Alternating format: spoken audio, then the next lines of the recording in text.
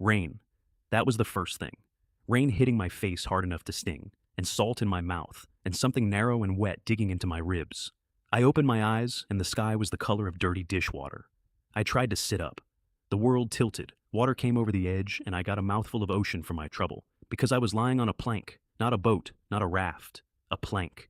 2 meters of wood, maybe half a meter wide, riding the swell in the middle of an ocean that had no edges in any direction. My shoes were in the water, my back was in the water, technically I was in the water, and the plank was just there for emotional support. A voice arrived inside my skull, calm and pleasant, like an airline announcing a delay. Welcome to Lord Continent. Find an island, plant your territory core, become a lord. Cool, great, love the enthusiasm. Then it added one more line, and that line was the part that mattered. This month is a month of disasters. Then a panel unrolled in front of my eyes. Personal info, territory grayed out, chat, trade, construction, personal shop, technology, level 1, one skill, spirit eye, which let me look at an object and know what it was. Occupation, hero, very impressive, very heroic. I was a hero lying face down on a piece of lumber. I opened the world chat because when your life falls apart, the first instinct is always to check if it happened to anybody else. 9,800 and something people were screaming into that channel at once. Where am I? Is this a prank? My phone was in my hand 2 seconds ago. One guy was announcing that he was clearly the chosen one, this was clearly his story, and he would clearly be the first to find land. Another guy typed, in all caps, that he had thalassophobia, and this was quite literally his nightmare. And honestly, buddy, same. But then I started reading properly, and the thing that got me wasn't the panic, it was the details. Somebody complained the cabin on his boat leaked. Somebody else asked how to work the oars. Somebody was arguing about whether a level 1 boat was big enough for a bed. Boats. Everybody had boats. I looked at my plank. I used Spirit Eye on my plank, because at that point, I wanted the insult in writing. Wooden plank, level 1, length 2 meters. And then the description, which I am going to quote exactly because I could not make this up. Only a person with an intellectual disability would choose to sail on this. The system called me stupid for using the thing the system gave me. That's the customer service I was working with. So I sat up on my 2 square meters of humiliation. In the rain, in the middle of an infinite ocean, and I said it out loud. Celestial Mother, are you sure you didn't make a mistake? I want to be clear that I did not expect an answer. I expected the ocean to keep being an ocean. Instead, the world went very quiet and a new line appeared, and it appeared slowly, the way something appears when a system is embarrassed. Initial error detected. Compensation enabled. Ha, ha. Somewhere in the machinery of an entire continent, a clerk had put me down in the wrong column, and I had caught it in the first 5 minutes. One random draw, it said. One spin of the wheel for the trouble. The wheel came up and dumped my compensation into my inventory. 10 units of wood, 10 of plastic, 10 of copper, a fishing rod, 2 blueprints, and a talent orb, which is the sort of thing that in every story I have ever read is either a lottery ticket or a rock. Under that came the standard kit everyone got. 500 grams of bread, 500 milliliters of water, a desalinator, and a Lord's core, small and warm. The whole reason any of us were out here. 500 grams of bread, in an ocean, for a month. I put the bread away very carefully, like it was a bomb, and I got to work. The wood went into the plank. Upgrade to boat, level 1. 3 meters by 1.5 with an actual floor, which after 20 minutes of my life on a plank felt like moving into a penthouse. I put the desalinator down, and it started producing 1,000 milliliters a day. Not much, enough to not die, which was the only metric I cared about. Then I opened one of the 2 blueprints, and this one changed everything. Map fragment. A little rectangle of the world with a red dot in the middle, which was me. And in the top right corner, tiny, almost apologetic, a black dot. An island. I sat there in the rain and looked at that black dot for a long time. Out in the chat, 10,000 people were arguing about whether we should all row in the same direction.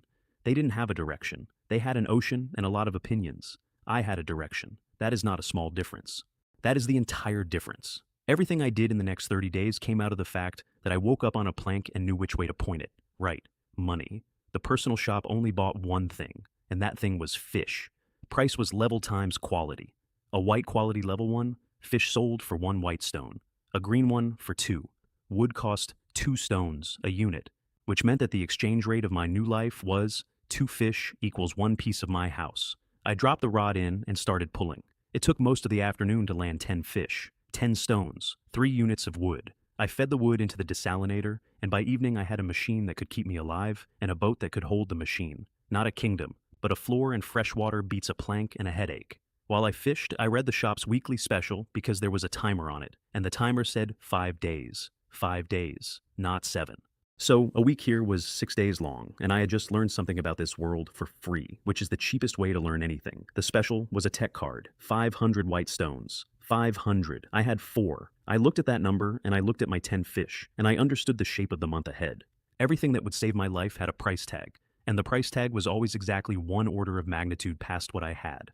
So I took out the talent orb. Here's the thing about talent orbs. You only get 1 slot. Whatever comes out, you live with. Half the chat was going to sit on theirs for a week, afraid to open it, and half of those people were going to die still holding it. I crushed it in my hand, 100 transformations. Epic quality, take any item and turn it into a random better item, 3 times a day. I read it twice. Then a 3rd time, because the words any item were doing an enormous amount of work in that sentence. Test 1. I put a piece of wood in. I got 3 pieces of wood. I want to be honest with you about how I felt in that moment. And the honest answer is that I said several words that the Celestial Mother probably logged. 3 sticks. My once-in-a-lifetime legendary destiny had produced firewood. Test 2. Another piece of wood. A pet card, blue quality. Oh, okay. Sit down, Lin Wei. Test 3, and this is the one. Another lousy piece of wood, worth 2 stones, went in. Ice Elementalist Job Scroll, purple, purple. On the 3rd try, from lumber. I used it right there, sitting in the rain with water sloshing around my ankles, and became an Ice Elementalist with exactly 0 spells to my name, which sounds like a joke until you remember where I was. I was in an ocean. I was surrounded in every direction by an infinite supply of my own element. Then I used the pet card because I am not a patient man. The water bulged. Something blue and enormous came up beside my boat and looked at me with one eye, and my new boat suddenly felt very small. 5 meters of whale, level 2. 2 skills, impact and bite. 20 strength, which was more than double mine. He nudged the hull like a dog nosing your leg, and I decided we were going to be friends, mostly because the alternative was to be lunch. Jinbao, I said. That means little blue. I would love to tell you there was meaning in it. There wasn't. I have never once in my life been good at names, and I want you to remember that. Because by the end of the month, I had named an island, a port, a lake, and a river, and every single one of them is going to embarrass me. By the 2nd morning, I had a system, and the system was Jinbao hunting and me selling. Selling a fish, I found out, counted exactly the same as killing it. Same experience. A white level 1 fish was 2 points, a green one was 4. So, the whale ate, I sold, and the numbers went up on both of us at once. Then the resource rod pulled up something that wasn't a fish. The rod had 3 casts a day, and it pulled up junk out of the sea floor. First cast, an iron box, 5 roast chicken legs, and a liter of water. I ate one on the spot in the rain, and it was better than any chicken I had eaten on Earth, which was either magic or 24 hours of hunger doing marketing. Second cast came up glowing. Legendary hero card. I have used a lot of words in my life. I did not have any at that moment. I just tore it. Gold light climbed up off the deck at the bow, and when it faded there was a woman standing on my 3 by 1.5 meter boat, 1 meter 70, hair and eyes the pale gold of afternoon sun. A white dress that the rain wasn't touching, and a short white staff in her hand. She bowed her head. My lord, Evelyn greets you. I want to describe what a legendary hero looks like standing on your dinghy in a storm. It looks like a mistake, like someone opened the wrong door in a palace and stepped out into a puddle. And the first thing I said to her, the very first thing, the line I will be answering for at the gates of whatever comes after this, was, "Can you fish?" She blinked at me. Look, I had a whale, 400 stones of debt to the concept of survival, and a boat I could cross in 2 steps. I needed hands. Beautiful was a bonus. I said that out loud too, which did not improve the situation. Her panel, when I looked, Evelyn, legend, level 2. Strength, agility, defense, wisdom, all 30. Magic 300, which was 3 times mine. Occupation, hero, messenger of light. Healing, light arrow, light shield. Loyalty 100, affinity 50. That affinity number had its own scale, and the scale was a warning. Unbreakable hatred at -100, up through indifference at 10, normal at 30, friendly at 50, close at 70, admiration at 90, and unwavering loyalty at 100. And underneath, in small print, the part that mattered. If affinity drops low enough, loyalty follows it down. So loyalty 100 wasn't a gift, it was a starting balance. I could spend it. I handed her a chicken leg, affinity +2, 2 points for 1 drumstick in the rain. I looked at that number, and something in my brain that used to do spreadsheets sat up and paid attention. By that evening, everybody in the world chat was hunting for the same thing. And the thing was an ore blueprint. Reasonable. You are in a boat. Boats need oars. There were people offering real money for one. I bought 6 ropes for 2 units of wood, tied them in pairs into 8-meter lines, fixed them to the bow, and gave the ends to a whale. Jinbao took them in his teeth and pulled.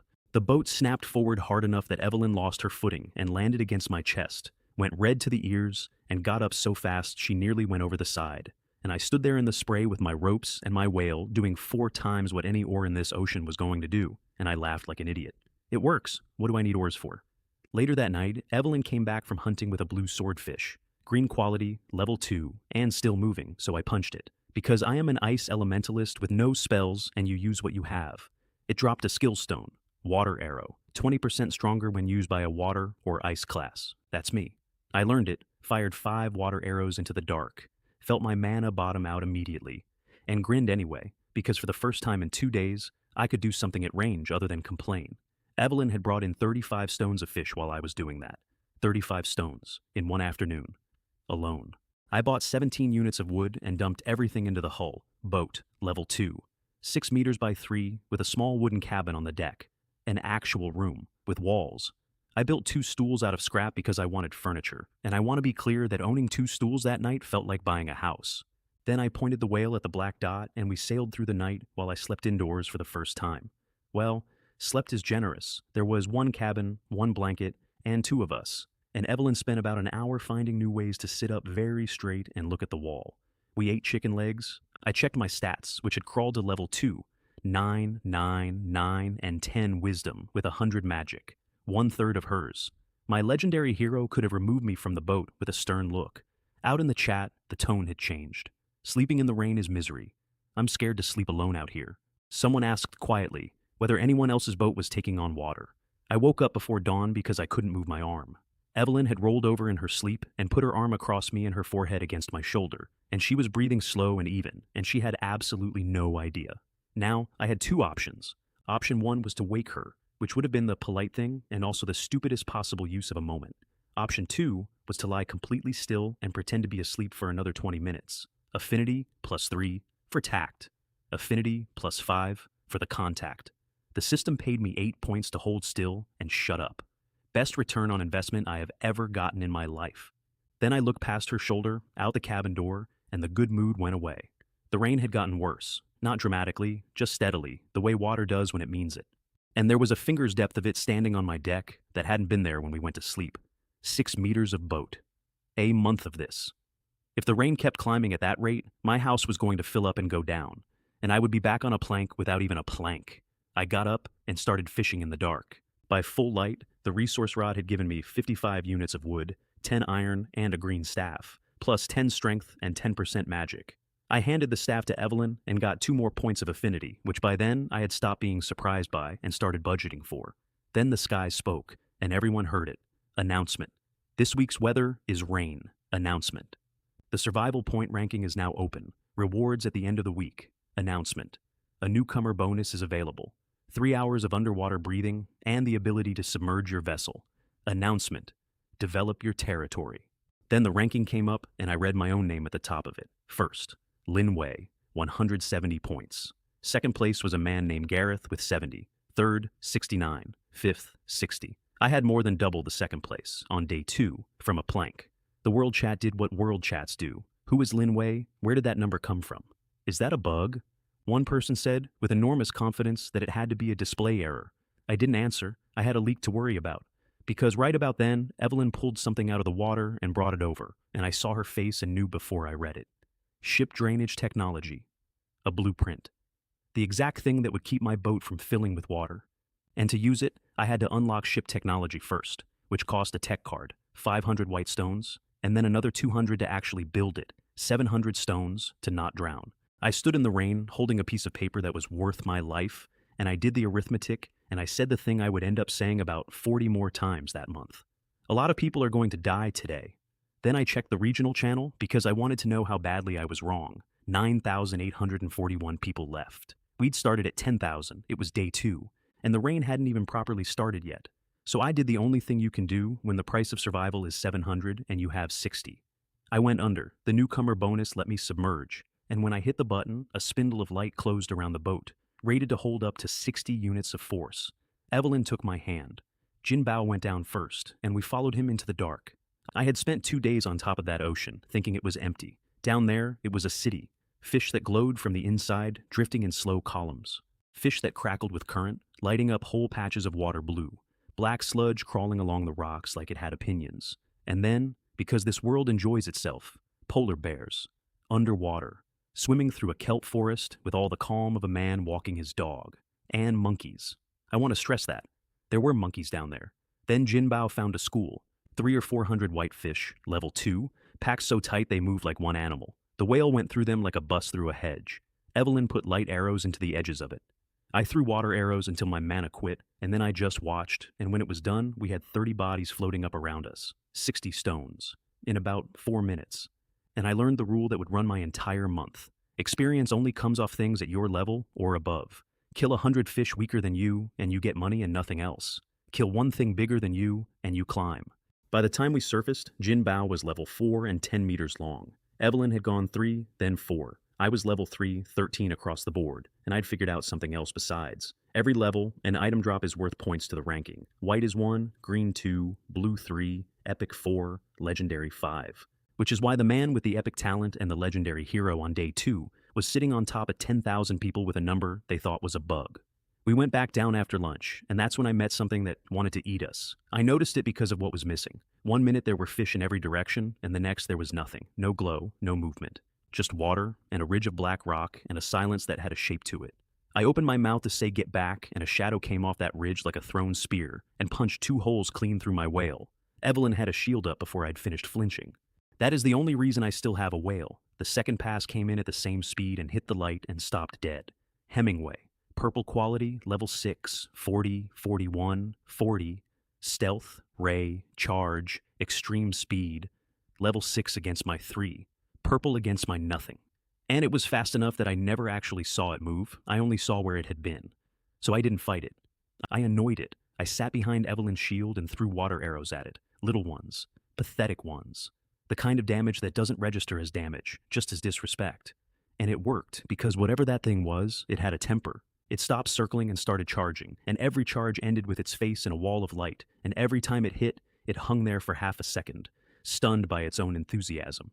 Half a second is a long time when someone is aiming. The eyes, I said. Take the eyes. Evelyn put a light arrow through the right one on the second charge. The thing went berserk, which was fine, because berserk means predictable. The left one went on the fourth, and then there was a blind purple monster the size of a car thrashing around in the dark, and 3 of us with nothing but time. It dropped a staff. Quan Guang, purple. 30% to light element, 30% to magic, and a stealth skill. I gave it to Evelyn and took the green one back off her, which sounds noble and was actually just math, and got 5 points of affinity for it anyway. The next day I found the fight that made me. 2 monsters, both level 11, both purple, both already wrecked. A deep sea dragon with a broken horn, 80 strength, with demonic flame and magic eye. And an extreme ice giant bear, 83 strength, missing an arm and an eye, with intimidate, freeze, and mighty strike. They'd clearly gone at each other. I parked at a respectful distance and waited for one to finish the other, because I am a coward and cowards inherit the sea. They didn't finish it. They looked at each other, decided it wasn't worth it, and swam off in opposite directions, which left me with a choice, 20 minutes on my dive timer and 8 levels of difference in the wrong direction. I picked the bear, not because it was weaker, because a dragon that flies at me is a problem I can't outrun, and a bear that has crawled into a cave to bleed is a problem that stays where I put it. The plan was 3 steps, and every one of them was stealing. 1. Stealth, all of us. On the staff Hemingway had donated to the cause. 2. Jin Bao swims past the cave mouth as bait because a wounded animal with one eye cannot resist checking the doorway. 3. The moment that eye opens, I put a water arrow into the socket that's already blind, which sounds pointless. It isn't, because when something gets hit in the side it can't see, it turns its good eye toward the hit. Every time. That's not strategy, that's reflex. And when it turned, Evelyn put 2 light arrows into the good one. Then there was no plan anymore. There was a very large, very strong, completely blind bear taking a cave apart from the inside, and there were 3 of us in the water outside it, taking turns. It took 10 minutes. It was not brave. It was extremely effective. Extreme ice giant bear unit nest. Epic quality. A nest. As in, a building. As in, this generates ice bears, plural, forever, for a lord with a territory. I read it 3 times underwater.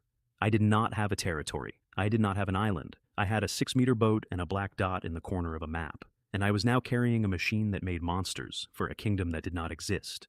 We surfaced and I grabbed Evelyn and swung her around on the deck like a lunatic, and she squeaked and the number went up 3.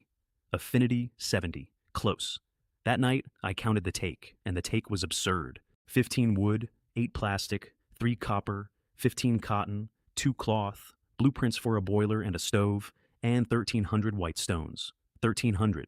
Yesterday 700 was a death sentence. I bought iron at 10 stones a block, turned 10 blocks into 200 nails, and pushed the hull to level 3. 10 meters by 5, a 2-meter cabin. A toilet, which I want you to understand, was the single most emotional upgrade of the entire week. Then I bought the tech card for 500 and opened the technology tab, and the technology tab opened its mouth and asked for money in a way I had not previously imagined. Ship levitation. 500 gold stones. Gold. 10,000 white to 1 gold. That's 5 million white stones for the ability to fly. You could have just tried to mug me, I told the panel. Drainage was 200 to build. I paid it and watched silver blue circles bloom along the deck boards, and the standing water on my floor simply stopped existing. 700 stones, total to not sink. And with the boat dry and the whale pulling and the rain hammering down on a roof I now owned, I finally understood the sentence the sky had said on the first morning. This month is a month of disasters. That isn't flavor text. That's a pricing model, which brings me to Zhang Hao. He was selling a betting blueprint on the trade channel for 40 stones, and 40 stones was robbery, so I messaged him and offered 10. What I got back was a man having a religious experience. He rewrote the listing to 1 unit of wood. 1. He was trying to give me a house worth of goods for a stick, and it took me a second to work out why, and the why was that the number 1 name in the survival ranking had personally typed at him. Put it back to 10, I told him. A deal is a deal. Don't mix the rest of it in. Long pause on his end. Then he changed it back to 10 and took the payment, and I could feel him deciding something through the screen. Then he offered me the thing he'd actually been holding, a talent quality enhancement orb, green. 300, he said, 150. We landed at 160 because I paid him 10 over just to end it, and I added him as a friend, which cost nothing and was the most valuable thing I did that day. The orb went into my talent, and my talent stopped being a gamble. 100 transformations now guaranteed at least 1 grade up. Every time. No more 3 sticks. Put junk in, get better junk out. 3 times a day, forever. I sat there with that upgrade in my chest and looked at the ocean and thought about how much cheap garbage there is in the world. Then I checked the regional count, because I had gotten in the habit. 9,011. Almost 1,000 people gone in 24 hours. I bought oil, salt, sauce, and pepper. The pepper cost 3 units of wood, which is highway robbery, and I paid it without blinking because I had eaten bread and raw ambition for 2 days. I fried fish on the new stove and taught Evelyn to use chopsticks, which took 20 minutes and produced a face I still think about. Then I ran the talent 3 times, and the third one taught me the trick that would fund the rest of my life. First, a white staff turned into a jade hairpin, green, 5 agility, and 10% strength. I gave it to Evelyn, plus 3. She put it under her pillow. Second, copper turned into a white fishing rod. Fine, whatever. Third, I fed it a white stone. A white stone, currency, money. I put money into the machine to see what would happen, and out came a 10% discount coupon for the shop. Not amazing, but do you see it? The machine accepts money, which means someday, when I have a purple stone, and then a gold one, I get to find out what money turns into when you upgrade it. I filed that away and went to sleep, and this time I told Evelyn to take the bed instead of arranging herself against the wall like furniture. Day 3, the sky opened properly, not rain anymore, a wall. You couldn't see the baw from the cabin door. My drainage held, silver circles running constantly, spitting the ocean back where it came from, and I stood in the doorway watching everybody else's problem get worse in real time. Nobody would buy my fresh water, not one person, because it was raining, and rainwater is free, and my customers were 9,000 people who had never once in their lives thought about what falls through an atmosphere on the way down. Then the sky made 3 announcements, and every one of them was a door. The demon realm opens in half an hour, once a month, 5 hours. Killing monsters yields white stones. Killing a rookie boss yields merit points. Merit points are the currency of the Celestial Mother City, which opens at the end of the month. Merit. A second currency, a second ranking, and a city with a door that opens on a date. And Demon Realm, when I finally understood it, was the whole architecture of this place in one line. 2 sides, Spirit Realm, mine. Demon Realm, theirs. Which meant there were people over there too. People who were not from Earth. Sitting on their own boats, reading their own announcements, being told to come and take our stuff. I typed, "Good luck out there, everyone," into the world chat. Somebody immediately posted that the number one had gone soft. Somebody else posted a heart. I had apparently acquired a fan. The survival ranking updated, 310 for me, 110 for second place. The gap wasn't closing. It was widening every day, and I hadn't done anything clever yet.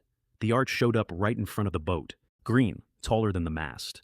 And when I got close, the wood of my hole grew green and white stripes down the side, which I worked out later was a friend or foe marker, so nobody would be shooting at their own. I put the whale in front and went through. Same rain, same gray, different ocean. And then something black came out of the water at my face, fast enough that I didn't decide to move. I just moved and rolled and heard a bang like a dropped anvil. There was a dent in my deck the size of a manhole cover. 100-armed demon octopus. Purple, level 5, 37, 38, 36. Entangling, whipping, missed. Evelyn threw shields. I threw water arrows at the eyes. And I actually thought we had it, right up until the water went black and it left. Just left. Ink everywhere. And by the time it cleared, there was nothing to fight. And that is when I learned the lesson that shaped how I built everything afterward. My team could kill, my team could tank. My team could not hold. Anything with a brain and an exit strategy could simply decide the fight was over and leave with my loot inside it. I needed control. I made a note. The note eventually cost me a fortune and won me a war. Meanwhile, the demon realm was making me rich in a way that felt illegal. Blue-spotted red fish, green quality, level 5, 10 stones each, and the body stays. 10 stones and a corpse I could sell again. 800 stones and one passed through a school. Then a sea viper hit us. Blue, level 7, 36 strength, entangling and poison arrow. It went for Jin Bao and put a hole in his head, and the flesh around the wound went black and started spreading. And Evelyn had to burn everything she had to hold it back. So Jinbo did the only thing available to him. He wrapped his entire body around the snake and just held on. No skill, no technique. A whale using himself as a rope, because we didn't have control, so he became control. Evelyn put arrows into it until it stopped. 210 white stones off one blue monster, plus a skill stone, entangling, blue, 30% stronger. I handed it straight to Evelyn, and it was the first piece of the answer to the octopus. Then I met my first person over there, and I found out what kind of man I was going to be for the next month. A black and red boat, level 2, 4 people on it. 3 civilians, one of them bailing water with a bucket like it was going to help. And 1 lord. Zixin, excellent quality, level 3. He saw me and he saw my panel, and I watched the color leave his face in stages. Lin Wei, epic. Evelyn, legendary hero. And a whale coming up beside the hull with a head the size of his cabin. "What country are you from?" he asked, like that was the relevant question. "Heavenly Spirit Empire," he said, when I asked him back. Not a country I had ever heard of. Not a country anyone from Earth had ever heard of, which told me that the enemy side of this war wasn't some parallel version of my own people. They were from somewhere else entirely, drafted the same way I was, told the same lies, handed the same boat. I thought about that for approximately 1 second. "Kill the civilians, leave the Lord." Jin Bao hit the hull broadside. Evelyn took the men in the water. And then it was just me and a lord tied up in a rope made out of light, sitting on his own wrecked deck, deciding how much he wanted to live. I didn't hurt him. I want that on the record, because there was a version of that afternoon where I did, and I could feel it available to me, sitting right there like a tool on a bench. I just told him the truth. Talk, and you walk away from this.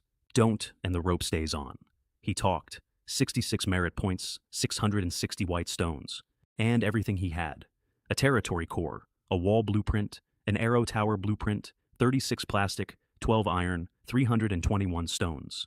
Then, a new line came up over the wreck. Unclaimed vessel detected. Capture or destroy. I destroyed it, and it broke down into a ship core, an ore blueprint, and 15 units of wood.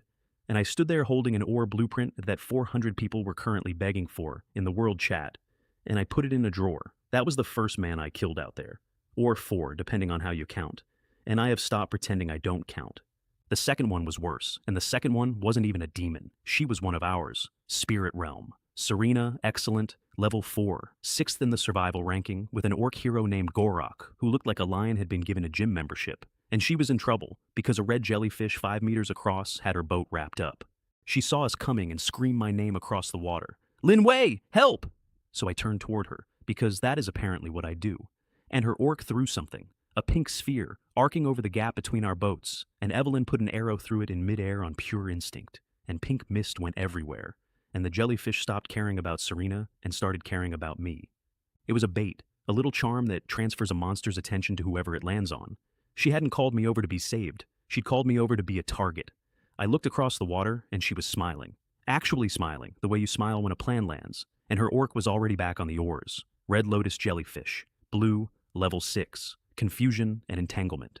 The confusion part is the nasty one. Not blindness, just a soft, warm certainty that the thing you are aiming at is 1 meter to the left of where it actually is. Red threads came over my rail. The shields groaned.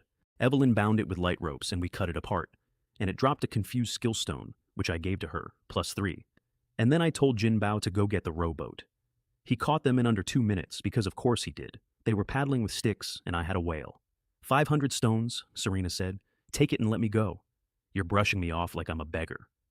Right about then, a third boat came drifting up, a level 1, with a small nervous man on it named Chen Kai, who had come over to introduce himself to the top of the leaderboard and had instead arrived at an execution. And Serena saw him and started shouting, not to me, to him, that I was robbing her, that everyone would know Lin Wei broke the rules, that the whole channel would hear about it. Reputation. She was trying to pay me in reputation. Here is what I had learned in 3 days on that ocean, and it cost me nothing to learn it, which is the only reason I'm still here to say it. Reputation does not stop a jellyfish. Reputation does not patch a hull. Out there, the only thing anybody actually respects is whether you can reach them. Light ropes. 2 water arrows. Serena and her orc went into the water and did not come out.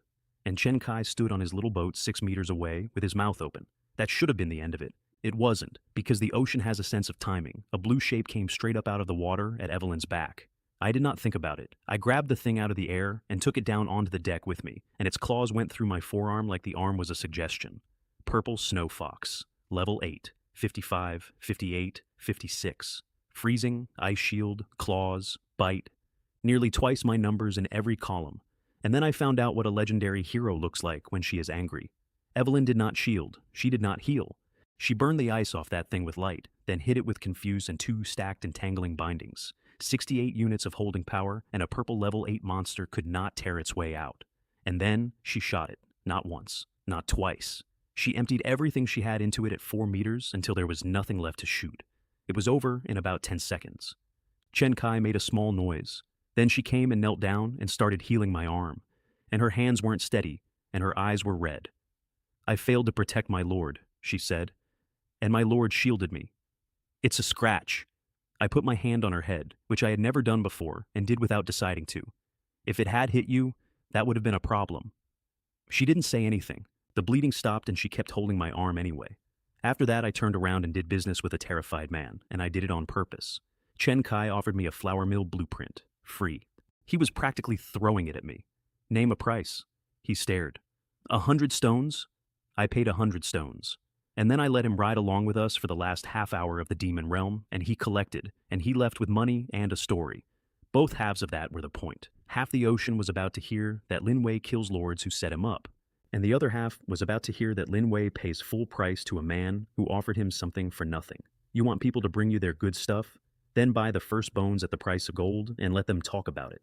The final tally, when the green arch closed behind us, 9,982 white stones, 4 territory cores, 4 ship cores, 4 fishing rods, 97 plastic, wall and tower blueprints, a tailor shop, a militia nest, and a freezing spell skill stone, purple, 40% stronger, that one I kept. First real spell I ever owned, and I want you to remember it, because in about a week it turns into a business. The hull went to level 4, 20 meters by 9, a hold, living quarters, a fishing gallery, which is a fancy way of saying a place to stand and get paid. Merit ranking came up. Me at 183. Second place, 132, a woman called Mei Lin, who was only 7th in survival, but 2nd in merit, which told me she was picking fights on purpose. Somebody named Takeshi Ren posted that I was just lucky. I want you to hold on to that name. Then I went to the technology tab, and it emptied me out like a mugging. Thermal energy, 500. Drainage level 2, 1,000. Automation, 1,000 and then 500 more. Ship energy, 2,000. And only after all of that would it sell me a multi-ore drive for 500. 6,000 stones in one evening to install 10 oars, 5 to a side. And even then the boat could not turn properly or steer around anything because turning and steering are separate technologies, sold separately, at separate prices. Back on Earth, we used to joke that the strongest player is the one who pays. Out here, it wasn't a joke. It was the terms and conditions. But I paid, and the money kept coming, because I was the only person in that ocean treating a survival game like a supply chain. Desalinator to level 4, 20 liters a day. Flour mill to level 2, 6 kilos of flour out of thin air. And I still don't know where the wheat is supposed to be in that transaction. Refrigeration unit to level 4, minus 8 degrees. Beds, barrels, a table, stools. And over dinner, Evelyn told me what heroes are. They are the descendants of previous lords, long dead lords, from trials that ended before any of us were born. Their bloodlines signed a contract with the Celestial Mother and were sealed away, waiting to be summoned. And when they wake up, the memory is gone. All of it. The only thing they keep is the reason they signed. What was yours? I asked her. She turned her cup around on the table a few times. I was dying, she said. There was an illness. Nothing could touch it. I signed so that I would still be somewhere, afterward. I didn't have anything clever for that. So I didn't say anything clever. I got up and made her eggs and tomatoes, which is the single dish I can cook. And we ate on a boat in the rain, and she got better with the chopsticks. Then she apologized again for my arm, and I told her to stop, and she didn't stop, so I let her. Later, I ran the talent, and the talent gave me a fire spirit. Underwear blueprint went in, and out came a track point teleportation map, which records your route and lets you jump back to any point on it, one time. I activated it immediately because a thing that starts recording is worthless if you activate it at the end. Remember that. It saves my entire month 20 days from now. Then the blue cup went in and came out purple, and it was a pet card, and what came out of the pet card was 20 centimeters of angry red, a fire elemental, a little girl in a red dress with wings, holding a staff the size of a toothpick, hovering at my eye level with her arms crossed. Fire. Elemental spirit, purple, level 5, 37 across. Fireball, blazing body, fire binding. Fen, I said, and again, I regret nothing and I apologize for nothing. That means fire. She was not, on paper, a weapon. Level 5 in a world of level 8s. What she was heat. She could keep an entire boat warm through a night without burning a single unit of fuel, which meant Evelyn stopped spending her mana on it, which meant Evelyn had a full tank every morning. That's not a pet. That's a power plant with a personality problem. And that night, while I was feeding her a purple crystal I'd made by transforming a purple stone, the world chat came for me. Takeshi Ren had spent the evening telling everybody I murdered Serena, that I killed my own side, that nobody was safe with a man like that in the water. I did not defend myself. Defending yourself is how you agree that there's a case. I killed her, I typed. So what? You want revenge? Come and take it. Do you have the strength? Silence.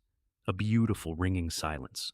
Then Chen Kai, that nervous little man with the level 1 boat, stood up in the chat and told him exactly what he had watched from 6 meters away. The bait, the smile, the orc. And then he posted the photograph.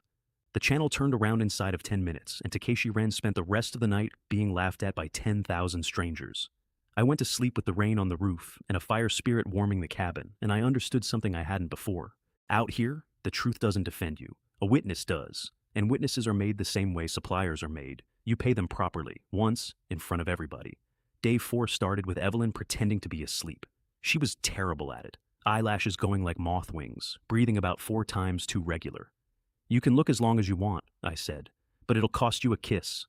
She went scarlet and did not open her eyes for another full minute, which I counted as a win on both sides. Then the sky made 3 more announcements, and I want to walk through them because reading announcements correctly is the single most profitable skill I developed out there. Sea creature attack frequency is increased. Monster drop rates are increased. The personal shop will now purchase all items, not only fish. Most of the channel read that as danger up, loot up, sell everything. Fine, correct, boring. Here is what I read. They specified sea creatures, twice. Why would you specify sea creatures in an ocean where there is nothing else? You wouldn't. Unless there was going to be something else. Unless in a week or two, something was going to start coming at us out of the sky. And today's wording was the sound of a door being left open. I bought a lot of things that week that nobody else understood. The other thing I did with day 4 was turn Chen Kai into a business. He didn't have a talent worth anything, and he didn't have a hero, and he was going to die somewhere around day 9, and both of us knew it. So I gave him a job. Go around the channel, find the people sitting on good blueprints and good materials they don't understand, buy them at a fair price with my money, and keep a cut of the markup. He got rich. I got a purchasing department. And a man named Shu Fan tried to sell me a militia nest for 110 stones, and I paid 108 because if you agree to the first number, they don't think you're rich. They think you're a mark. Survival ranking that night. Me at 830. Mei Lin, second, at 310. Then Evelyn pulled a crossbow blueprint out of the sea, which I couldn't use because it needed a blacksmith, and I filed it with the other blueprints for a kingdom that didn't exist yet, and my drawer of impossible things kept getting fatter. And I started a garden. I bought a planting box, 100 square meters of arable deck space, from a man named Gao Li for 220 stones, and then fertile soil to fill it. And the soil multiplied growth by 10. Cabbage and peppers in a week instead of 60 days. On a boat, in the middle of an ocean. While I was doing it, I taught Lily to make noodles. Lily was one of the civilians I picked up, a girl who could cook. And the first time we sat down and ate hot noodles with tomato and egg and pepper on the deck under an awning, she cried a little bit and then apologized for it. I had been an orphan on Earth, not a tragic one, just the ordinary kind where nobody ever asks what you want for dinner. That was the first meal in my life that felt like a house. Then I put an apple into the talent because I had an apple, and the machine had never once cared what I fed it. Yuan apple, white quality. Permanently increases attribute points by 1 to 2. Permanently. I looked at that little white apple and I did the math out loud, which frightened Lily. If a white quality fruit gives 1 point forever, and there are green and blue and purple versions of everything in this world, then somewhere out there is a fruit that gives 10. And if I could grow them, at 10 times speed, in a box on my deck. Why would anybody bother with levels? That's the moment I stopped thinking of myself as a survivor, and started thinking of myself as a farmer with a whale. Day 5, I bought the ability to go deep. The weakened version of dive technology cost 1,000 to unlock and 1,500 to build, and it gave me 1 hour a day. The proper version cost 5,000 up front. The poor get charged more for less, which apparently is a law that survives the collapse of civilization and the transfer to a different planet. 1 hour was enough. 1 hour, at the rate we killed things, was about 100 stones of drops and whatever the ocean floor felt like handing over, and that was the hour we ran into a pair. 2 black-striped red-eyed fish. Blue quality, level 9, 49 across, with arcing electricity and an electric net. The important word there is pair, because they did not both come at us. One went straight at Evelyn and held her, and the other one went around, and it went around toward the civilians. That is a tactic. That is 2 animals with a plan. Evelyn did the thing that made me stop thinking of her as an asset. She took the hit. She let the first one land on her, so she could turn and throw the shield over the people behind her instead of over herself. And then Fen, my 20-centimeter space heater, wrapped both of those fish in fire bindings and held them still, confused. Light arrow, done. It looked rehearsed. It was not rehearsed. That was the first time those two had ever fought in the same fight, and they slotted together like they'd been drilled, and I stood there on my own deck, realizing I had accidentally assembled a unit. The drop was a Saltworks blueprint, blue, and the entire crew groaned when I got excited about it. Nobody lives without salt. Nobody. And I was going to have thousands of mouths inside a month. We went further down that day than we ever had. And I learned 2 things about the sea floor. The first is that the plants hunt. I watched a strand of kelp wrap a fish and dissolve it in place, without hurry, like a man doing the crossword. The second is that Spirit Eye is a liar. There was a reef of coral, white quality, level 6, listed as harmless. Fine, whatever. Then the coral moved. It came off the seabed in a sheet, wrapped my hull, and started smearing something clear and slick across the boards. Glass coral, movement, glass transformation, concealment. My deck started turning into glass. Not metaphorically. The wood was going clear and hard under our feet, plank by plank, and glass does not float, and glass does not hold a dive field. And about 40 seconds after I understood what was happening, we were going to be a very expensive sinking window. I burned mana I didn't have on ice. Fen cooked the rest off. We tore out of there, and we did not collect a single item, which for me is the same as running down the street with my hair on fire. White quality. Level 6. Listed as harmless. Never trust the label, and never look down on a low-level thing that has had time to think about it. Which brings me to the leopard, and to the 2 gold stones. Water Shadow Leopard. Blue, level 10. 54, 56, 54. With Dark Beam, Extreme Speed, and Slam. 56 agility against Evelyn's 50. Faster than my best fighter. It was guarding a tree. Evelyn looked at the numbers and then looked at me and sent me back inside my own cabin like a child. And I want to be honest, I went. Her shield came apart on the first hit. First. She threw Confuse 3 times before it stuck. And then finally 2 light ropes and 1 fire binding all landed at once. And she emptied a full quiver into it at point-blank range.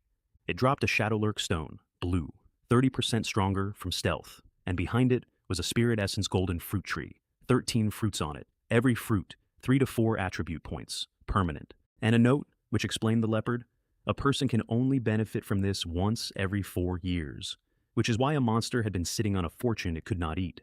I did not eat them either. I had Jinbao pull the entire tree out of the seafloor with a rope, and I sold it to the shop. 2 gold stones, 20,000 white. More money than I had made in the entire 5 days before it, in one transaction, from a plant. I was rich. And then, 40 minutes later, I found out what rich actually means in this world. It started as a sound, not a noise, pressure, a roar that came through the water and through the hull and through my sternum, and every living thing on that seabed went flat. The fish went down, the crabs went down. The kelp lay over like a field in wind. From the north came a procession. Black sea pythons, hundreds of them, 200 meters each, in ranks. Behind them, 4 dragons, 400 meters long, harnessed, pulling. They were pulling a palace. 3 stories of it, 30 meters tall, moving through open water, with balconies, and on the balconies were fish people and turtle people and crab generals in armor. I checked the dragons. Sea blue dragon. Purple quality, level 24, 442 strength. Level 24, purple. Those were the animals doing the pulling. And then a man came out onto the front balcony. 1 meter 90, blue robe, horns, dragon maidens on one side of him and mermaids on the other. And when he shifted just slightly into what he actually was, my panel gave up trying to be reassuring. Azure Sea Dragon King. Legendary hero. Level 24, 473 strength. He said one word. Reward. And his servants started throwing things off the balconies. Just throwing them. Treasure scattered into the water like breadcrumbs into a pond, and every monster on that seabed fought each other for the scraps. I sent my whale in and grabbed what I could reach, and I am not proud of it, and I would do it again. And I took a photograph of that man on his balcony, not for the chat, for me. Because I wanted a picture of what the top of this world looked like, so that on the days when 2 gold stones felt like a lot of money, I could take it out and look at it. What I fished out of that shower of garbage was better than anything I had earned all week. A pet quality improvement card, purple, an early warning system blueprint, 300-meter radius, and a vial of Azure Sea Dragon blood, blue quality with 1 line of requirements, all attributes at 50 or above. Mine were in the 30s, so I put a dragon's blood in a drawer and went back to work. The pet card was a real decision, guaranteed value on the whale, who was already carrying my entire logistics operation, or a gamble on the 20-centimeter fire spirit who mostly sat on the lamp. I bet on Fen Fen. She grew to 40 centimeters. A flame mark burned itself onto her forehead. Her quality came up to gold, and she picked up Fire Shield. Gold. On a pet card I could have spent on something sensible. I upgraded dive to level 2, 3,000 stones, 2 hours a day. Drive to level 2, another 1,000. Hull to level 5, 30 meters by 9, a core cabin, a big room, and 2 small ones. And I fed the golden fruits out. 4 points to Evelyn. 3 to Fen Fen. 3 to Jin Bao. Then, that night, I did the stupidest thing I had done since arriving, and it made me for the rest of the month. I took a gold stone. 10,000 white. All of it in one lump, the biggest single number I had ever held. And I put it into the talent. Money tree. Special. 50 centimeters tall. White stones and purple stones growing on the branches like fruit. Roughly 500 white stones a day. Every day. Forever. Out of nothing. I sat on the floor of my own cabin at 2 in the morning, next to a plant that printed money, and I laughed until Fen Fen hit me with her staff. Evelyn came and sat down next to me, and there was a moment there, and I could feel the shape of it. "I'm not ready," she said, quietly, not unkindly. "Then we're not doing it." And that was that.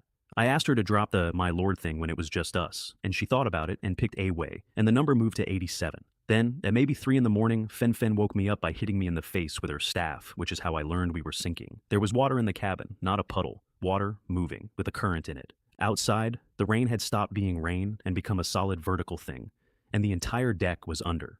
Drainage level 3. 2,000 stones, paid it standing in my own flooded bedroom. And even with it running, the civilians spent the rest of the night bailing with wash tubs, and I bailed with them, and nobody slept. The chat that night was the worst I ever saw it. The Celestial Mother wants us dead. She's just going to drown us all. Somebody typed a goodbye to his mother, who was on a different planet and would never read it. And Chen Kai messaged me, "Lend me money or I go under tonight." I sent him 1,000 stones. No interest, no terms. You can call that kindness. It was not kindness. It was arithmetic. If Chen Kai drowned that night, the last thing he would ever post is that he asked Lin Wei for help and Lin Wei said no, and that message would outlive both of us. Zhang Hao didn't ask for a loan. Zhang Hao sold me a territory core and a ship core for 2,000 stones. He used the money to buy his own drainage, which saved his life, and it handed me 2 of the rarest objects in that world. I want you to notice which of those 2 men was going to be useful to me later. It was both of them. That is the whole point. And then, on the last morning of the first week, the rain stopped. Not slowed, stopped. The clouds came apart from the middle like something pulling a curtain, and the first sunlight in 6 days landed on a deck that was still ankle deep in water, and the world chat filled up with one word, over and over, from thousands of people at once. Alive, I'm alive, we made it. Then the count came up. A little over 5,000 left. Half of us, half of 10,000 people, in 5 days of rain. Not monsters, not war, weather, and the price of a drainage pump. I finished the week at 1,320 points. Second place had 671. And the reward for first place was a choice of 3 purple items, a professional civilian card, a vial of nether sea dragon blood, or a scroll that teleports you home to your territory. I took the blood. Again. A second dragon's blood I could not drink. To sit in the drawer next to the first one, I could not drink. Because a territory is a crown, and crowns can be taken. Whatever I put into my own body, nobody gets to repossess. Also, the 2 bloods refused to mix. Different qualities, said the panel when I tried to combine them, which meant somewhere out there was a third thing that would make them agree, and I added it to the list. Then I threw a party, because 5,000 people had just died, and the ones left needed to see somebody having a good time. I spent 1,600 stones on the drinks discount, 200 bottles of juice, 10 barrels of beer, 50 red, 10 white. It left me with 300 stones and a boat that smelled like a festival. I built a grill off a blueprint, discovered I had no charcoal, and solved that problem by pointing at a fire elemental and saying, please. And then I set the whole table up on the bow, in the sun, with the meat going and the bottles open. And I asked Evelyn to kiss me on the cheek, and I took a photograph, and I posted it to the world chat. I want to be honest about why. It was not romance. It was marketing. The channel detonated. That man is not human. Why does he have a beautiful woman and a barbecue, and I have a bucket? Somebody wrote a small poem about it. Takeshi Ren crawled out to say that people who only know how to enjoy themselves never go far, which turned into an argument between 2 countries that neither of them was from anymore. Live your own life, I typed. Or are you just trying to get my attention? Then I put the panel away and ate a skewer in the sun on the first dry day in a week, with a whale asleep alongside the hull, and a fire spirit sitting on my shoulder, and for about 10 minutes I did not think about the black dot on the map at all. That night, after everyone else had gone below, Evelyn stayed up on the bow with me. I want to put one thing in here, because otherwise this is only a story about money. She sat down on the rail with her back against a stay, and asked me what I had been on Earth. Nothing, that is the honest answer. I was an orphan who was fine, which is the least interesting category of orphan there is. No tragedy, no villain. Just a childhood in which nobody ever once asked me what I wanted for dinner, and an adulthood spent being extremely good at spreadsheets in an office where my absence would have been noticed by roughly 2 people. 31 days ago, I could have vanished off that planet and left a gap in the world the size of a coffee cup. And she listened to all of it, which took a while, and then she said, the thing I did not know I had been waiting a month to hear. There are 40 people on this ship who would not be alive if you had drowned on the first day. Not a compliment. Not comfort. A number. Then she told me the rest of her own, which she had not finished the first time. The illness had taken about 2 years. Toward the end, she could not stand up. And the contract with the Celestial Mother was offered to her family the way those things are always offered, which is quietly at the worst possible moment, by someone who already knows the answer. She signed it knowing her memory would be taken. All of it. Every face. I did not sign to live, she said. I signed so that there would still be someone, afterward, who used to be me. And she has no idea who that person was. She only kept the reason. I did not say anything clever. There was nothing clever available, and I have gotten better since then at recognizing those moments and shutting my mouth in them. We sat there for a while with the sun going down on a flat sea, on the first dry evening in a week, and behind us Lily was arguing with Fen Fen about whether a fire elemental is allowed to preheat a pan. That is the part of this I never expected. Not the whale, not the dragon's blood, not the title. The part where I woke up one morning and there were 40 people on a boat who were mine to keep alive, and it stopped being an obligation somewhere around the 3rd week without anyone telling me it had happened. The next thing that happened was that a hill opened its eyes. We were 3 days into the 2nd week by then, and I had gotten used to a certain scale of problem. Level 12, starfish. Level 18 things with too many arms. Evelyn was level 6 with 70 strength, once you counted her gear. I was level 4 and grinding, and the world had settled into a rhythm I understood. Then a floating hill drifted into view with a single enormous tree growing out of the top of it. I checked the tree. Tortoise spirit tree. Gold quality, level 19. Then I checked the hill. Burden, God mountain turtle. Gold quality. Level 22. 349 strength, 442 defense. Yesterday, a legendary dragon prince. Today, 2 gold quality creatures sharing a postcode. What is this place? A discount bin? I was in the middle of quietly turning my boat around when two eyes the size of doors opened in the side of the hill and looked at me.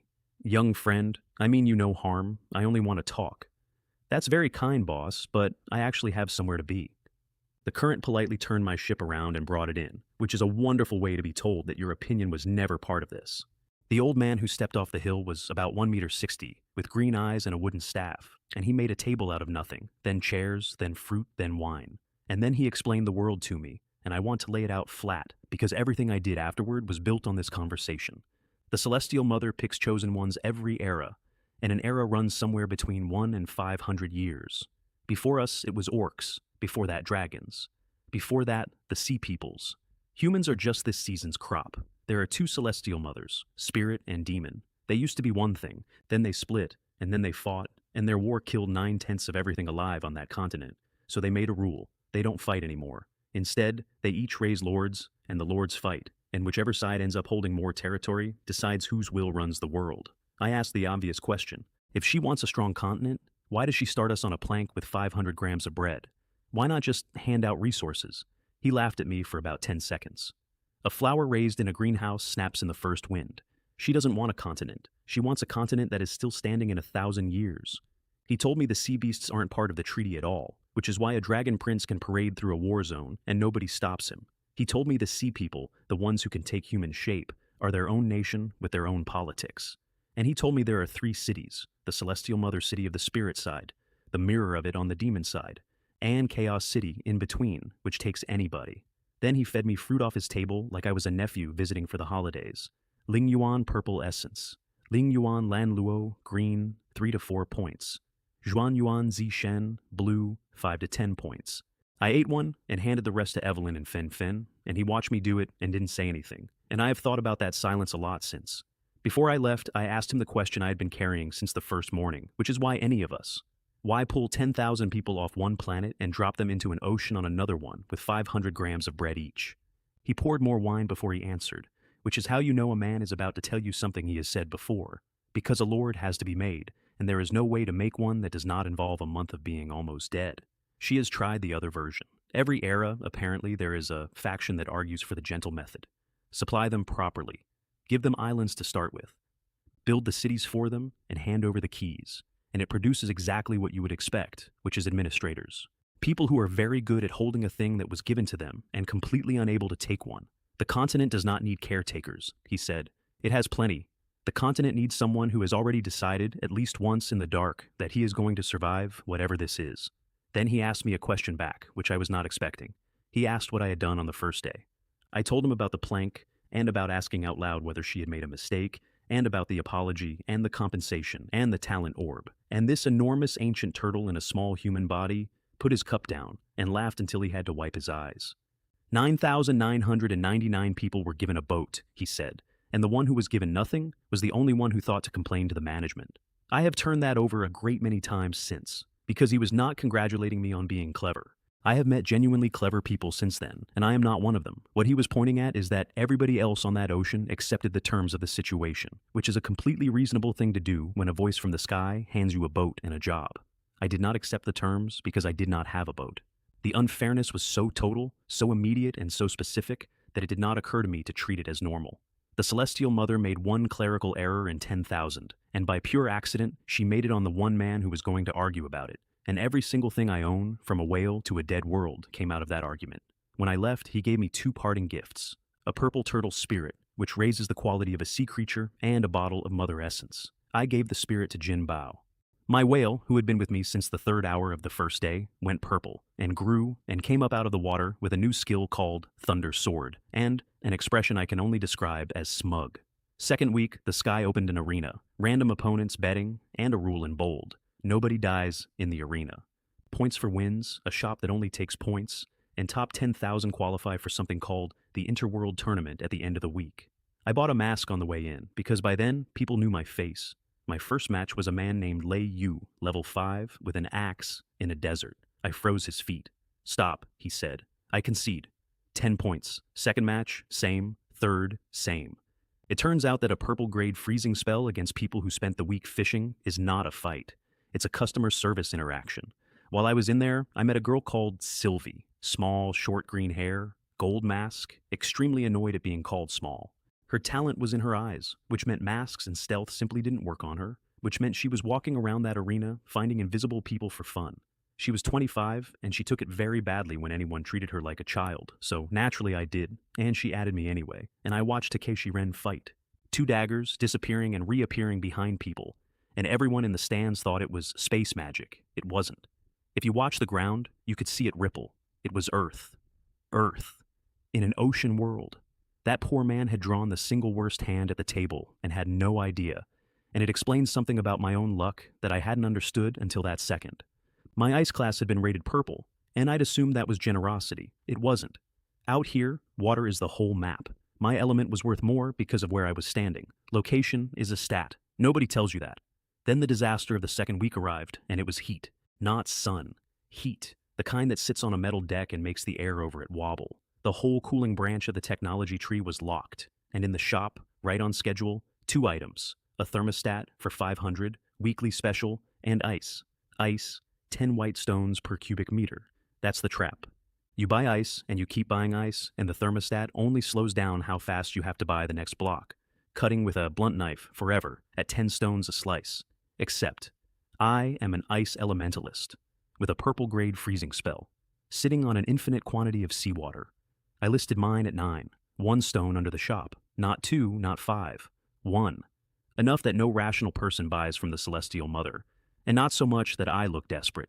I spent 2 hours underwater while Evelyn hunted, and in 2 hours I made 100 cubic meters, and 100 cubic meters is 900 stones. 900 stones. For 2 hours of standing in the ocean, pointing at the ocean. I need to explain why that number was allowed to exist, because it should not have been. The Celestial Mother is not stupid. She had priced ice at 10 stones a cube and locked the entire cooling branch of the technology tree, which means she had already decided that heat was going to cost every person in that ocean a fixed amount of money per day, forever, until the week ended. That is a beautifully designed tax. It cannot be avoided. It cannot be stockpiled because ice melts. And it scales with how many people you are keeping alive, which means the more successful you are, the more you pay. And she left one hole in it. She let a man with a purple grade freezing spell stand in an infinite quantity of raw material. I have thought about whether that was deliberate. I have decided it does not matter, because either she left the hole on purpose to see who would find it, or she did not, and in both cases the correct move is to climb through it as fast as possible. So here is what I actually did with it. And it was not simply undercutting. I set my price at 9. 1 stone under her, not 5, not 2. At 9, I am the obvious choice, and she is still a going concern, which means she has no reason to notice me. At 5, I would have emptied her shelf, and I have a strong feeling that a system which apologizes to you in writing also files reports. Second, I did not sell in ones. I sold in lots of 10 and 100, which meant I was not serving customers, I was serving resellers. Chenkai bought 400 cubes and sold them at 9.5 in the regions I could not reach, and made himself money, and did my distribution for free, and told everybody where he got it. Third, and this is the part I am actually pleased with, I never once ran out. There is a particular kind of vendor who lets stock run dry to create urgency. That works exactly once. What it teaches your buyers is that they should hoard and that you are unreliable and that they should be looking for a second supplier immediately. I kept the listings up all day, every day at the same price from a bottomless supply, which meant that by the 3rd day of that heat wave, nobody in the spirit realm was buying ice from the Celestial Mother at all. Not because I beat her on price, because I beat her on being boring. By the end of that week, the ledger read 17,786 stones in a single day, and my raw material cost for all of it, from the first cube to the last, was nothing. And the thing I actually took away from that week was not the money. It was this. Every disaster the sky announced came bundled with a shop item, and the shop item was always the intended answer, and the intended answer was always priced at exactly what a desperate person will pay. Rain, and the answer is a drainage pump at 700 stones. Heat, and the answer is ice at 10 a cube. Cold, coming next, and the answer would be blankets, at whatever a freezing man will hand over, which meant that from that week onward, I stopped reading the announcements as weather reports and started reading them as a supplier, telling me in advance what the market was going to want. The heat wave made me 30,000 stones. The cold snap after it made me 120,000 in one evening, out of cloth I had bought, while everybody was still complaining about the temperature. Not because I was clever, because for 1 week in the middle of that month, I was the only person in an ocean of 5,000 people who treated a disaster as a purchase order. 10 hours of that is 4,500 a day, which was more than double what my entire crew earned hunting, and my raw material cost was 0, and my supplier was the sea. I want to say I felt clever. What I actually felt was insulted on behalf of every person out there paying full price. That week, I also finally got a proper household. Desalinator to level 6, 80 liters. Flour mill to 3, 12 kilos. Thermostats in the civilians' rooms, because I had quietly bought the blueprints at 100 stones each, and the electronic components at 400 each, days earlier, while they were still worthless. Everything I owned that week I had bought before anyone wanted it. That's not foresight. That's just reading the announcements like they're a menu instead of a weather report. And then I opened a gold hero card, and my life changed shape again. The card came out of the talent, from a blue civilian card, which is a sentence that should tell you everything about what that orb from day one was worth. Black clothes, short black hair, pupils with red in them, cat ears, a black tail, and a black blade she was holding the way other people hold a pen. Minxia, legend, level 3, 35, 37, 35. Class, Night Hunter, Dark Blade, Darkness Erosion, Moon Shadow, Loyalty 100, Affinity 55, 55, higher than Evelyn's opening number on arrival, out of the box. I gave her the Shadow Lurk Stone, +5. Then I offered her fruit, and she refused it. I have not done anything yet, she said. I can't accept gifts. You're already mine. Eat it and get stronger. 19 attribute points went into her, and the affinity moved 12 in one go, and then she stepped sideways into my shadow and vanished, and I mean that literally. Her stealth wasn't a spell. She went into my shadow and lived there, which is how, 2 nights later, my early warning system started screaming at 3 in the morning. Hundreds of swordfish, level 3 and 4, boiling out of the dark toward the hull, and behind them, 2 big ones. Blue quality, level 12, 66 strength, with flying sword and leap. The first flying blades came in at Evelyn, because of course they did, and it took my shield and Fen Fen's shield stacked to keep her head on her shoulders. She took one of the big ones alone. That left me and Fen Fen holding the other, and holding is exactly the right word. We could pin it, we could confuse it, we could not put a scratch in it. Civilians were getting hurt on the far side of the deck. I had a poison bomb in my hand, and I was about 8 seconds from spending it. "Let it get closer," Mingxia said from somewhere near my feet. "I can handle it." She went into my shadow. The swordfish came out of the water directly at my face, close enough that I could see the little hooks on its bill, and a black blade a meter long came out of the deck under it. One cut, dead thing. It hit the boards and slid and stopped against the rail. Then I read the fine print on Moon Shadow, and understood why she'd waited, only under moonlight. And for a limited window, it doubles her strength. My assassin was a solar panel that ran on the wrong star. Useless at noon, and at 2 in the morning under a clear sky, she could kill things 4 times her level. It dropped a flying swordstone with no class requirement, which went to her, +3, and a leap stone, which needed to be a murloc or an archer. And I finally learned the rule I'd been guessing at all week. You cannot put a skill stone into a pet. Only heroes hold skills. Pets are what they are. Which meant every skill stone in the ocean had exactly one buyer, and I was building the only roster deep enough to use them. The morning after that, Evelyn sat Mingxia down at breakfast and had a conversation I was not invited to and could hear every word of, because my ship is 30 meters long and the walls are wood. "If you like him," Evelyn said, "be braver about it. I don't mind."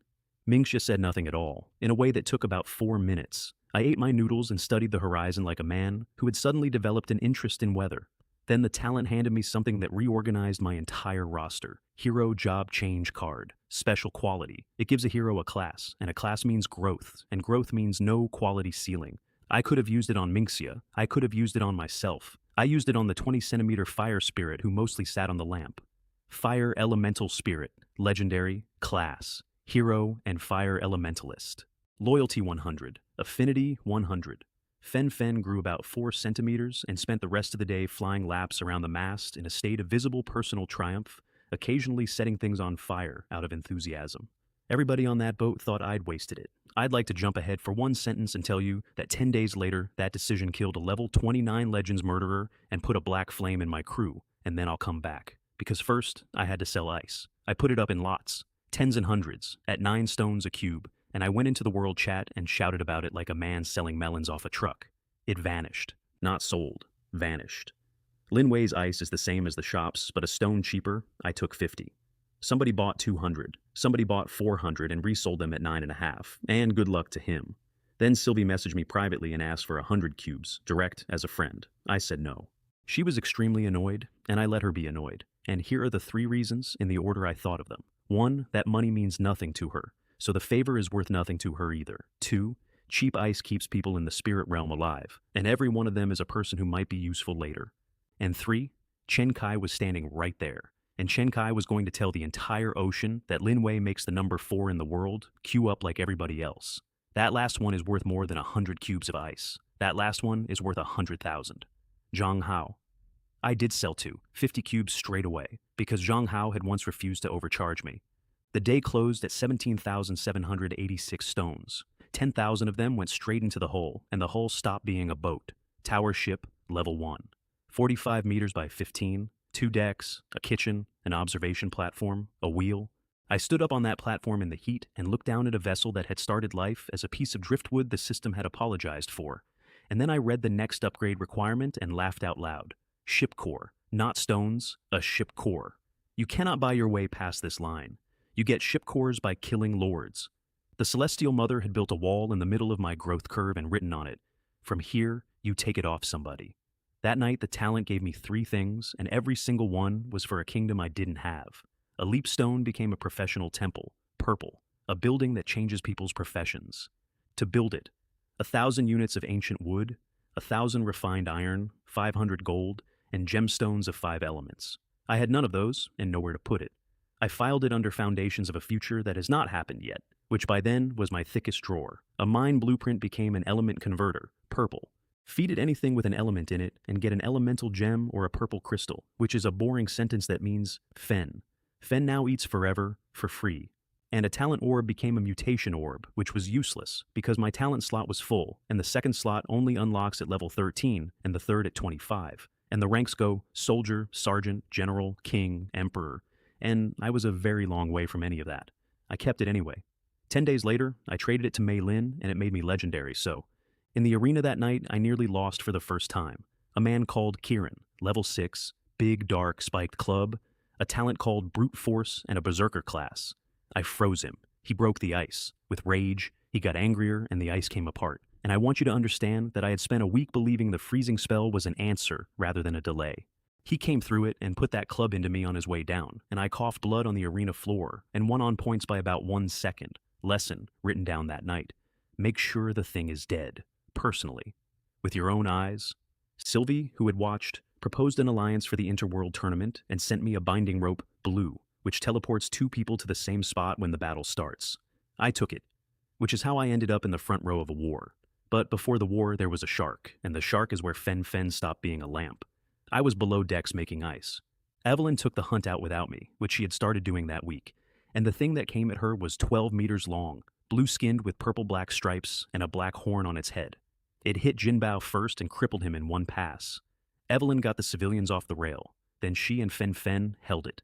2 of them against something that was outclassing both. And it did something animals aren't supposed to do. It stopped attacking the people. It gathered a purple-black sphere on the tip of that horn, with electricity crawling all over it, and it aimed at the ship. At the ship. It had worked out that the fastest way to kill everything in the water was to remove the thing keeping them out of it. Evelyn jumped into the line of it. 5 shields, one after another, and everyone came apart, and the last of it threw her into the rail hard enough that she came off it with blood on her mouth. And Fen lost her mind. She grew. 40 centimeters became a teenage girl in red and gold armor, hair burning up off her head, a gold mark blazing on her forehead, and instead of sparks, she was throwing spheres the size of my head. One of them took the horn off. The second one took the shark. Then she dropped out of the air like a switch had been thrown, and I caught her, and she weighed nothing at all. Her panel had changed. Fire Elemental Spirit, evolving. Class: Hero and Fire Elemental Master. Fire God Awakening. Blazing body, advancing, awakening, not evolving into a better pet. Awakening into what she had always been underneath, which was not a space heater. Can you do that again? I asked her later when she could hold her head up. She nodded. On purpose? She thought about it for a long moment, and then she shook her head and looked embarrassed about it, and set a bucket on fire. The next 2 days I spent buying things nobody wanted.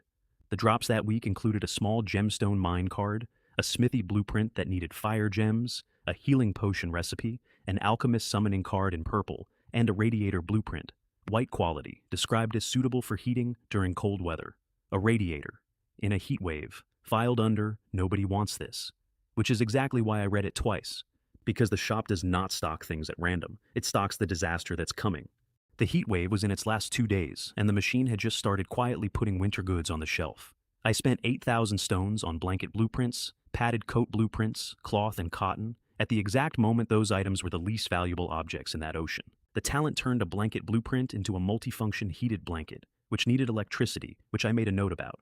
It turned a blue Zhuan Yuan Zi Shen fruit into a seed of the same, which is the single most important thing it ever did. Because a fruit is a meal and a seed is an orchard, and it turned the alchemist card into an elemental spirit pet card, gold, which gave me a second elemental, gold dress, gold pupils, and a skill list that read, Gang metal body, golden shield, golden arrow, golden cage, and golden rain. Li Hua, loyalty 100, affinity 100, on arrival, like her sister. Ranking check before the war. Me at 2,760. Mei Lin at 1,320. Sylvie at 1,210. The arena closed, and I qualified for the tournament at rank 7,000 out of 10,000, on 3,000 points from 3,000 wins, which tells you exactly how good I was at fighting people and exactly how good I was at freezing their feet. I want to describe what 3,000 arena matches actually looks like, because nobody ever does. It looks like a man in a mask standing in a stone circle, freezing somebody's ankles, waiting 11 seconds for them to concede, and then doing it again. Over and over and over.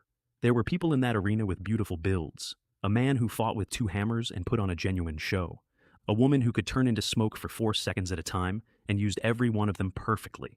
People came to watch those 2. People bet on them. Nobody ever bet on me twice, because betting on me was like betting on a vending machine. And that is the actual lesson of that week, and it cost me nothing. Out here, the flashiest answer and the correct answer are almost never the same object. A freezing spell is not impressive. It is simply that everything in this world stands on legs. By the 3rd day, I had a rhythm. Match, freeze, concede, next. Around win number 900, the arena started handing me people who had clearly been warned about me, and who opened by jumping. So I froze the water in the air where they were going to land. By win 2000, there were spectators coming in, specifically to see whether the shortest match record would hold. The record was 4 seconds. It was mine. I broke it twice. And the whole time, all 3,000 of them, the points were not why I was in there. Arena combat does not kill you. I was level 5 in an ocean that had started putting level 12 monsters on my deck. That stone circle was the only place in the entire world where a man could be hit by something stronger than him and then stand up afterward and try a different answer. I did not go in there to farm. I went in to be beaten up safely, 3,000 times, until I stopped flinching. Kieran was the one who nearly ended it, and I have already told you what he taught me. What I left out is that I sat down on that floor afterward tasting copper and shook for about 40 seconds. Not fear, adrenaline. The sheer speed at which a fight I was winning had turned into a fight I was losing because I had assumed that a thing which cannot move is a thing which cannot reach me. Everything I did in the war 2 days later, I did because of 1 club to the ribs from a man whose name almost nobody remembers. I spent every point in the point shop on 50 house blueprints, 3 shield warrior nests, and 3 healer nests. Houses. For a village I did not have, on an island I had never seen, from a shop that was about to close forever. Then the sky told us the terms of the war. The 2 worlds meet. Placement by ranking. Merit points for every demon lord you kill. And then the line that emptied the chat. The battle ends when 40% of participants remain. 6 out of every 10 people going into that water were not coming out. Not a target. A condition. The fight does not stop until the number is right. A lot of people withdrew that night. I watched them do it in the channel, one after another. And I did not judge a single one of them. I fed elemental gems to my elementals instead. 35 fire, 26 gold, 12 water, 15 earth from the resource rod. Fen Fen melted the fire stones in her hands and drank them. Li Hua ground the gold ones to powder between her palms like a woman crushing herbs. My lineup on the last night before the war. Evelyn at level 7, 84 strength with gear. Mingjia at level 5. Fen Fen, who could turn into something else twice and then fall over. Li Hua, brand new. Jin Bao at level 7, 30 meters long now, with Thunder Sword and Giant Wave. And me, level 5, 27, 27, 26, 25. The weakest thing on my own ship, holding a rope that was going to put me in the front row. Sylvie brought a third party to the alliance without asking me. A woman in a white dress with black hair, a wood elementalist with a wood affinity talent, and a legendary berserker hero, Mei Lin. 2nd in merit, 7th in survival, the one I had been watching all week. I did not say a word about being blindsided. I smiled and shook hands and made a note that this girl was not honest. And I want to be very clear that the note was not an insult. It was a filing decision. Then I showed them my hand. Some of it. 2 legendary heroes, a legendary pet, an epic whale. I did not show them me, and I did not show them Mingxia. Their faces did a thing I enjoyed a great deal. You freak, Sylvie said with feeling.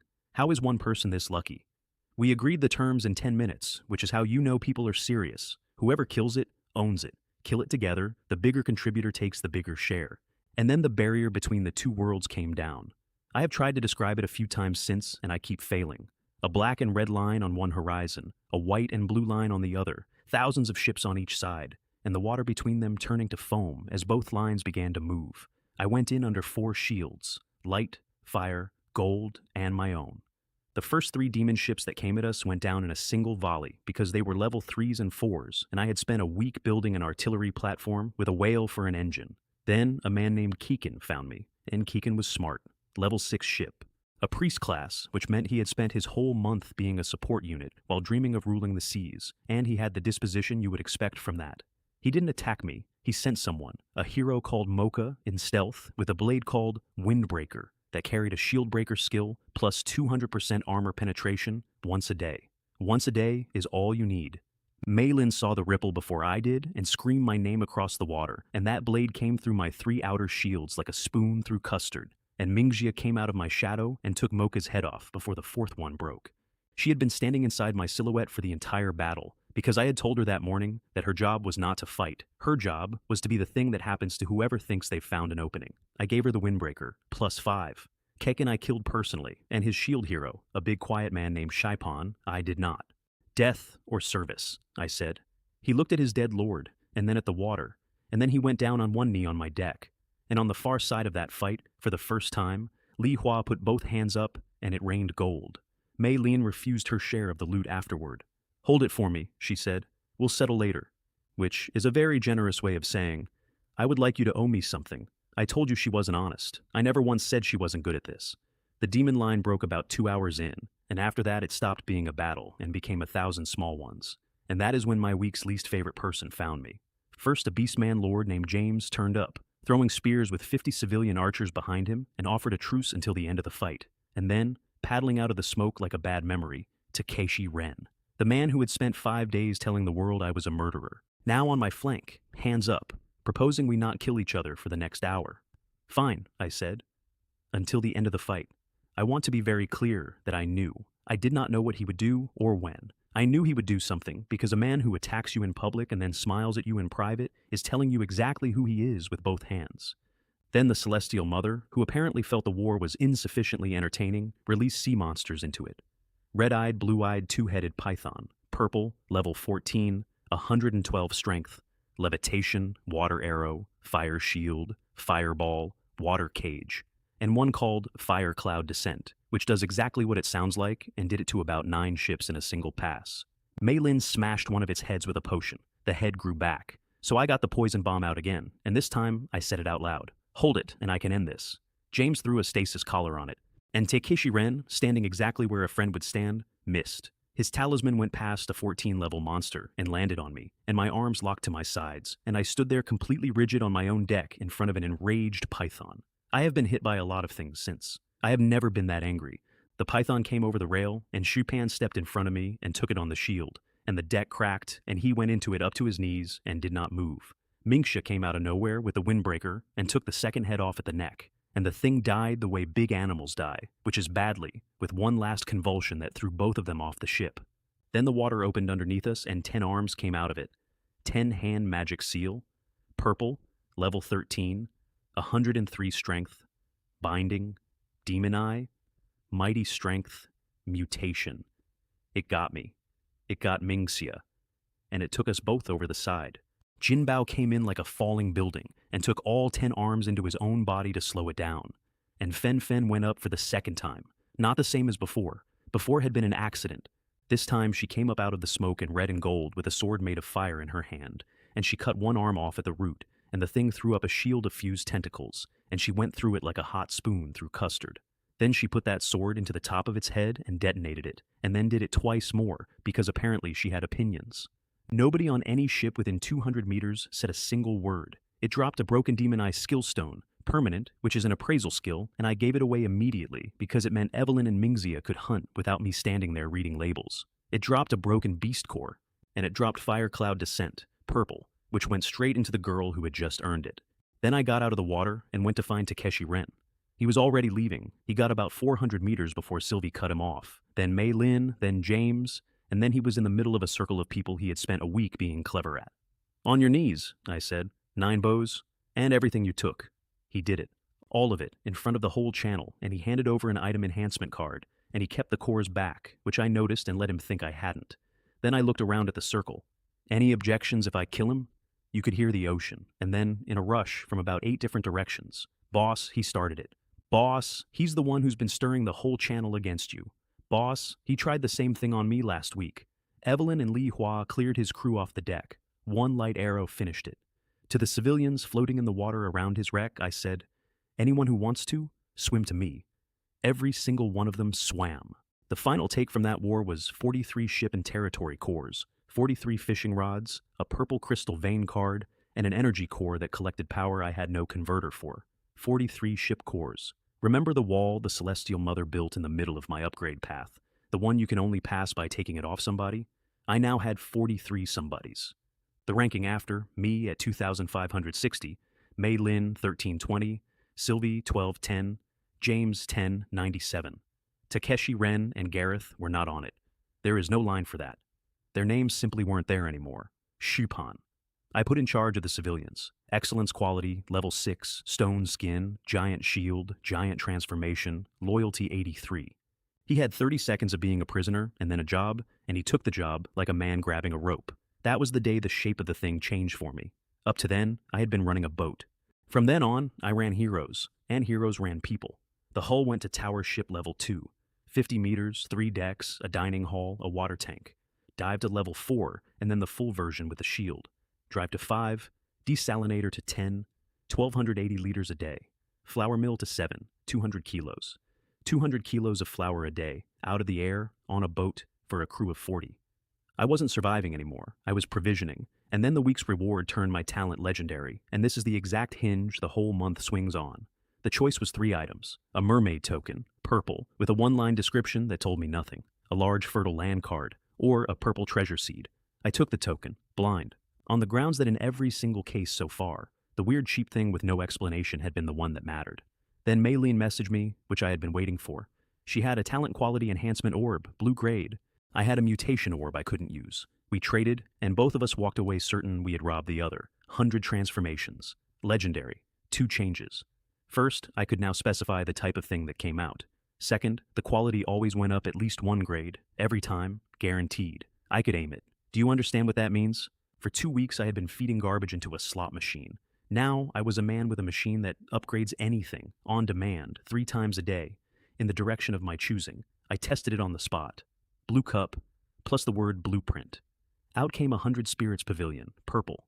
A building that summons civilians every day with a small chance of summoning a hero. Broken beast core, plus the word core. Out came a whole 10-handed demon beast core, purple, which I fed to my whale.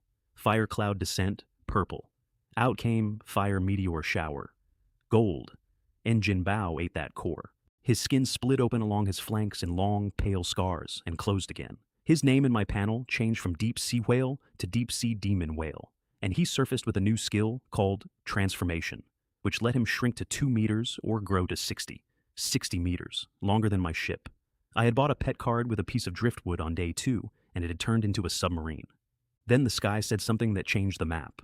Congratulations on surviving 2 weeks. From now on, you will come to know this world more deeply, which sounded like a compliment. It was a legal notice. The restrictions between the races had just come off, and whatever else was out here was now allowed to talk to us. The air went cold, the clouds came in low and gray, and the regional count dropped under 3,000, 10,000 people, 2 weeks, 70% gone.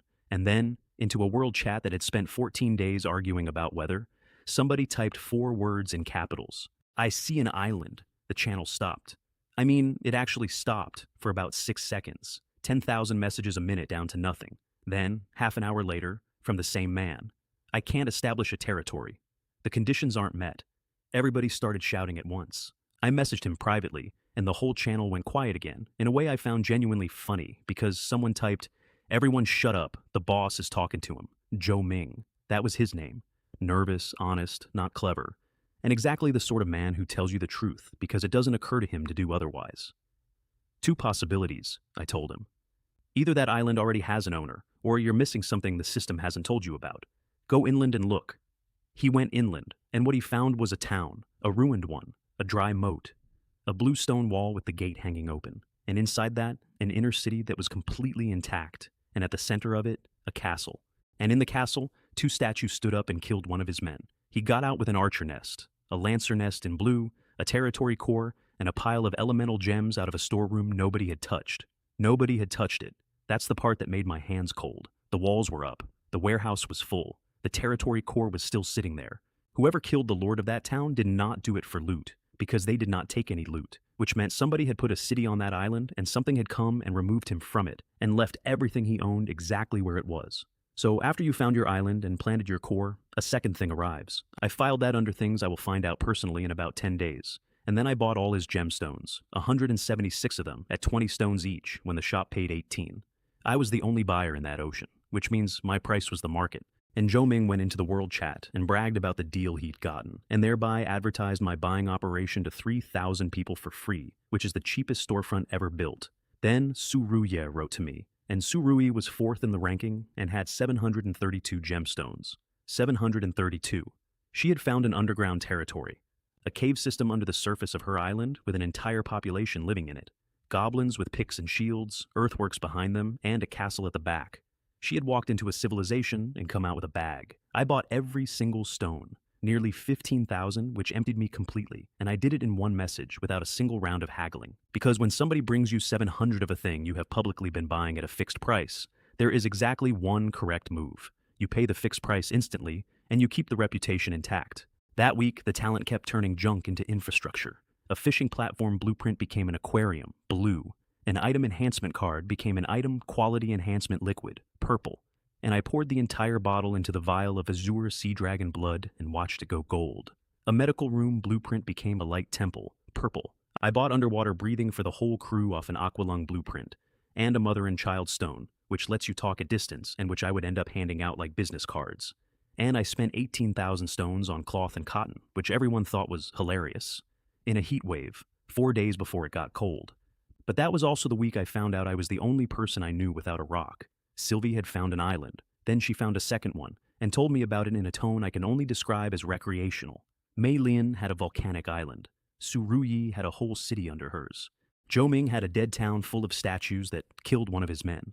And the man sitting at the top of both world rankings, the one who had sold half the ocean their ice, had a boat. I messaged Mei Lin, "You haven't run into an island by any chance?" "Just now, actually." "Cool, great. Love that for me." I messaged Sylvie, "Are you rich yet?"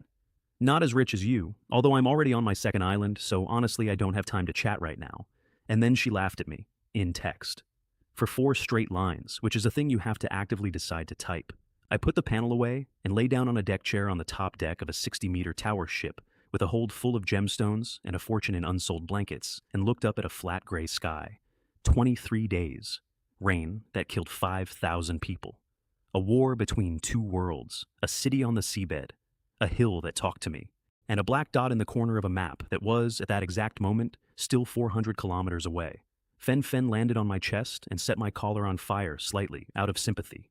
"Get off!" She did not get off. I did the arithmetic again, out loud, which is a thing I do when I am unhappy. Everyone else had land and no money. I had money and no land. Money buys land. Land does not buy money, not at the speed I needed it to. So I got up and I bought 4 teleport arrays. The weekly special was a teleportation array, 500-kilometer radius, 5,000 stones. 1 per person, obviously, because the shop is not stupid. So I bought mine, and then I asked Chen Kai, Zhou Ming, and Zhang Hao to each buy theirs with my money and hand them over. 15,000 stones of somebody else's purchase limit, wired to 3 men on 3 separate boats, on trust. Zhou Ming held 5,100 stones of my money in his hands, and sat there staring at the trade window for a full minute before he could bring himself to press accept. He told me afterward that nobody had ever handed him that much of anything, and that he had spent the whole minute working out whether it was a test. It was not a test. It was 4 teleport arrays, which is the only reason I was able to run an island, a shipping lane, and a dead world at the same time, 9 days later. That is the actual answer to how you get land when you have none. You buy the ability to be in more places than you are. Su Ruyi messaged me next. fourth in the ranking, and she had 732 gemstones. 700. From an underground territory, she said. A cave under the surface with a whole population of goblins in it, picks and shields, earthworks behind them, and a castle. I bought all of them. Nearly 15,000 stones. It cleaned me out. And here is the part that stung. By the end of that week, every single person I knew had found an island. Sylvie had found a second one. Maylene had a volcanic island. Su Ruyi had an underground city. Zhou Ming had a dead town full of statues. The #1 player in the world had a boat. I messaged Maylin. You haven't happened to run into an island, have you? Just now, actually. I messaged Sylvie. Are you rich yet? Not as rich as you. Also, I'm already on my second island, so I don't really have time to chat. And then she laughed at me. In text, for 4 lines. I lay down on a deck chair in the gray light with a fortune in gemstones in my hold and no land in any direction. And I looked at the sky for a while. Then I got up and went back to work because the black dot was still there. And it was closer than it had been yesterday. On the 4th day of that week, the temperature dropped and my warehouse turned into a bank. Heaters, padded coats, blankets. Everything I had bought 8 days earlier when it was 30 degrees and nobody wanted a blanket. Prices tripled inside a morning. I sold the blueprints I had bought for 5,000 for over 15. I did not sell the cloth or the cotton. Everyone else was selling raw material because raw material was what they had. I had a permanent blanket blueprint, which meant I was not in the cloth business. I was in the finished goods business, and the finished goods business buys cloth from people who are panicking. I put every stone back into more cloth and more cotton. 27,000 invested, 100,000 in potential. I remember sitting there looking at that number because I had never in my life, on either planet, seen 6 digits with my name on them. Then I noticed somebody was releasing raw material into the market in careful doses. Not dumping it, metering it to keep the price from collapsing. Somebody else out there was thinking. I never did find out who. That same evening, Evelyn pulled a gold blueprint out of the sea. Hall of Heroes. Gold quality. Fallen heroes become spirits and defend the capital, keeping the strength they had in life. Gold. The first gold item I ever held that did not come out of my own talent, so naturally I tried to put it into the talent, insufficient talent level to transform this item. I sat with that for a long moment, because that sentence does not say no. That sentence says, there is something above gold and you cannot reach it yet. Legendary talent, and there was still a ceiling above me, and somebody up there was standing on it. 2 days later, I found a city at the bottom of the sea. We were deeper than the dive tech was strictly rated for, and there was a flat-topped mountain down there with a black city on it under a white dome. Jin Bao hit the dome, ripple. Evelyn hit it, ripple. Fen hit it with everything she had, and it rippled politely, like a butler taking a coat. And then I remembered the mermaid token, the purple thing with the 1-line description that I had picked blind out of 3 prizes. I put my hand on the dome with the token in it, and the gate opened. The streets were intact. The gates were intact. Nothing was broken, and nothing was burned, and there was nobody in it. At the inner wall, 10 shark golems came out of the buildings. Blue quality, hungry shark puppets. We smashed 6, we froze and bound 4. And then Fen, hovering over one of the frozen ones, poked at the top of its head and it switched off. There was a button. On the head. My combat elemental and my gold elemental spent the next 10 minutes going around the room, turning golems off like they were lamps. And we took 4 of them home. Inside the city, a mermaid palace, a profession temple, a mermaid altar, all of them marked cannot be occupied. So I did what any respectable guest does and started dismantling the furniture. Nests, a striped python, blue, a leopard, green, a tangle tree, blue, a unit enhancement pool, purple, which is a blueprint for a building that makes soldiers stronger. And then the dive timer ran out, and we had to leave a city half unlooted, which I want you to know I took extremely personally. That night I sewed 133,000 stones out of cloth, 13 gold, 32 purple, 82 white. 120,000 of it was profit in one evening from a blanket. The hull went to level 3, 40,000 stones, 60 meters, 4 decks, a meeting hall, which is an absurd thing for one man and a whale to own, and which I had built because I intended to fill it. Electricity, 4,000 to unlock, 1 to build, 2 more for level 2. Silver lines ran up the inside of every wall. The heated blanket finally worked, and my ship got a bathroom with running water in it, in the middle of an ocean, during a cold snap. Drive to 6, thermal to 4, automation to 3, full dive to 3, 30,000. Underwater, breathing to 3, 12,000, which bought 7 people 3 hours each. 114,000 stones spent in one evening. I went to bed with almost nothing again and slept extremely well. Day 2.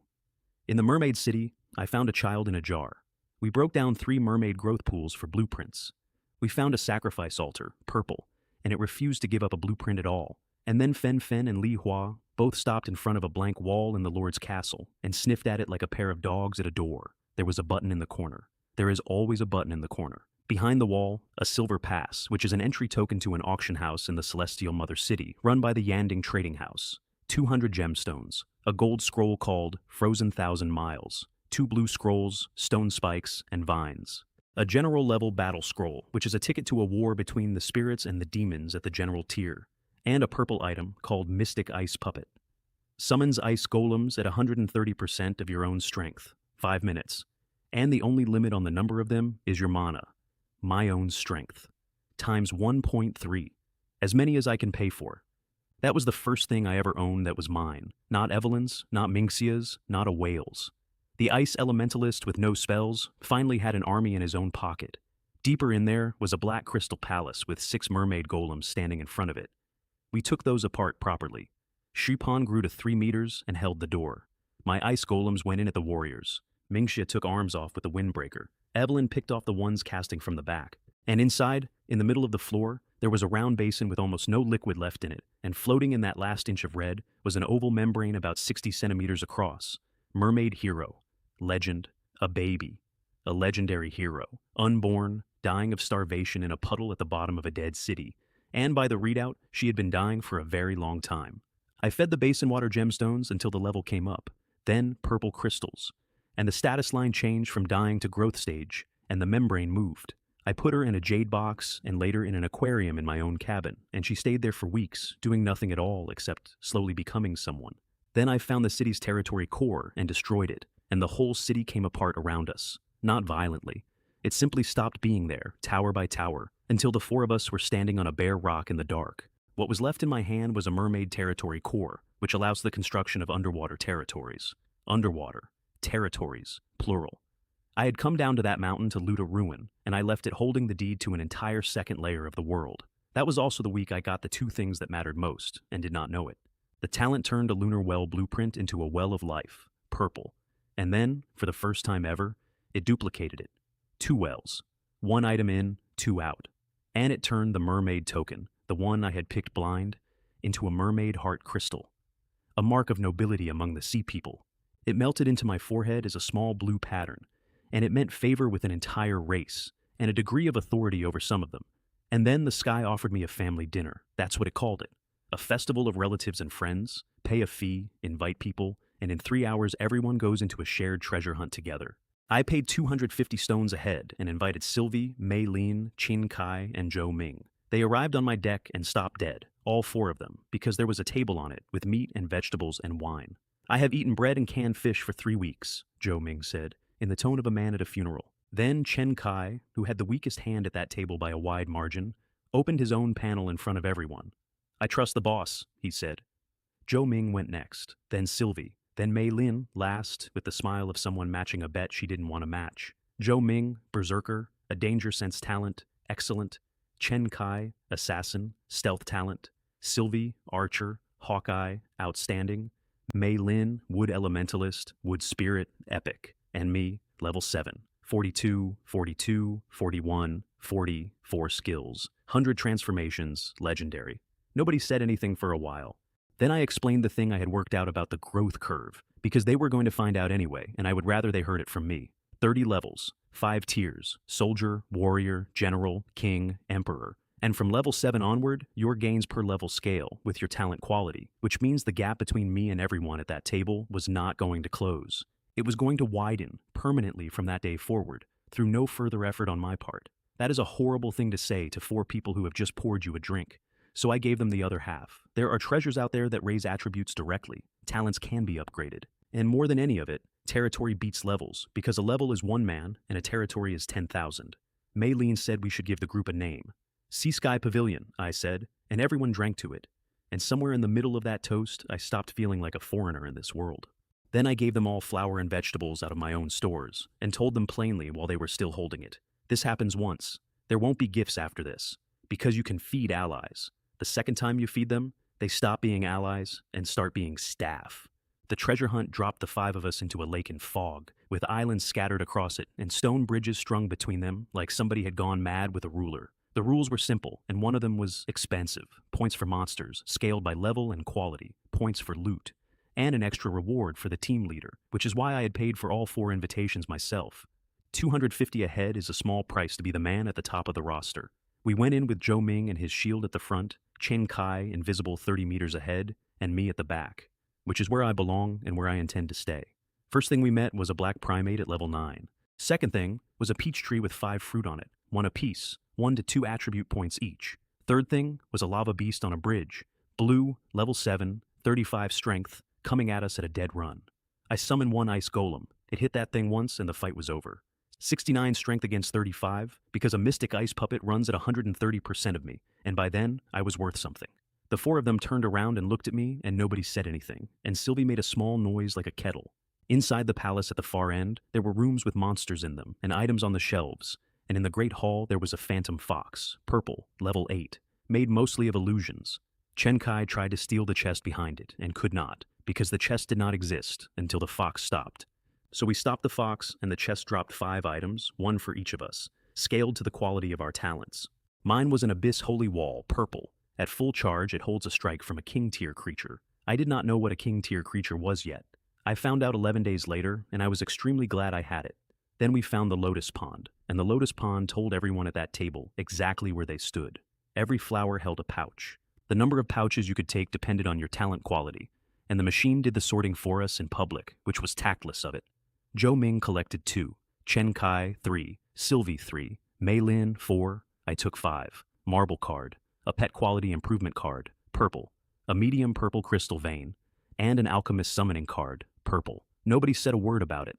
All 4 of them were doing arithmetic in their heads, and all 4 of them arrived at the same answer, which was that the man they had just made their friend was going to keep getting further away. Then 6 people tried to rob us on a bridge. A man called Qin Yue, standing in the middle of the span with 5 friends, telling us to leave our loot and walk. I want to describe the sound 5 people make when they all start laughing at once at a stranger. The fight lasted under a minute. 6 Lord cores went into my pocket. And after that there was a tree with chests hanging off it. And the rule on that tree was cruel. Your mana does not regenerate in there. And if you leave, you cannot come back. So, everybody else got 1 spell, maybe 2, and then stood there watching. I put 2 ice golems on it and let them chop for 10 solid minutes. By the end, there was a crowd. People had come from other parts of the map to watch a man harvest a tree with weather. Somebody recognized me, and then everybody recognized me, and it turned into a queue for photographs. And a man named Qian Feng told me I was his idol, and then corrected himself, twice, getting worse each time. The tree gave up a space ring with 30 cubic meters inside it, which I needed desperately, since my inventory had been screaming for 2 days. A holy temple, special, which holds 20 statues. A night-night nest, purple, and a harvest goddess statue, gold. 50% more food production across an entire territory forever. I put a statue of a goddess of agriculture in my pocket next to a whale and went to the last area of the hunt, which was a gravity field. The deeper you walk, the heavier you get, and the better the prizes are. I walked until my knees were shaking and my ribs felt like they were being folded, and I stopped 5 steps short of the inner circle, because 5 more steps was where the spine goes. And I walked past purple resource cards. I walked past unit nests, and I picked up a Lord's Manor style selection card, which lets you choose the shape of your manor when you found your territory. Everyone thought I was insane. Sylvie said so, out loud. In the extraction chamber, different buildings, different defenses. If I was ever going to have exactly 1 shot at deciding what my capital looked like, I was not going to let a machine roll it for me. And then the event paid out. Star pattern armor, purple, to the leading team. And to the leader personally, a Celestial Mother City property deed. Property. In the capital. Real estate. In a city I had never seen. On a continent I had been on for 3 weeks. I actually stood up out of my chair when I read it. That night, back on the ship, I traded Zhou Ming a green talent orb for a ship core, ran the talent, and got a fox. A blue civilian card turned into radiant boots, purple, for Minxia. A wall blueprint turned into thorn armor, purple, which I put on myself. And a blue pet card turned into a gold pet summoning card. What came out of it was a snow-white 9-tailed fox with blue eyes, sitting on my table like she had been waiting there for me to arrive. manhwa, gold quality, level 4, 2 skills, charm, and heart-stirring. I want to explain what those 2 words actually mean, because on paper, they sound like a party trick.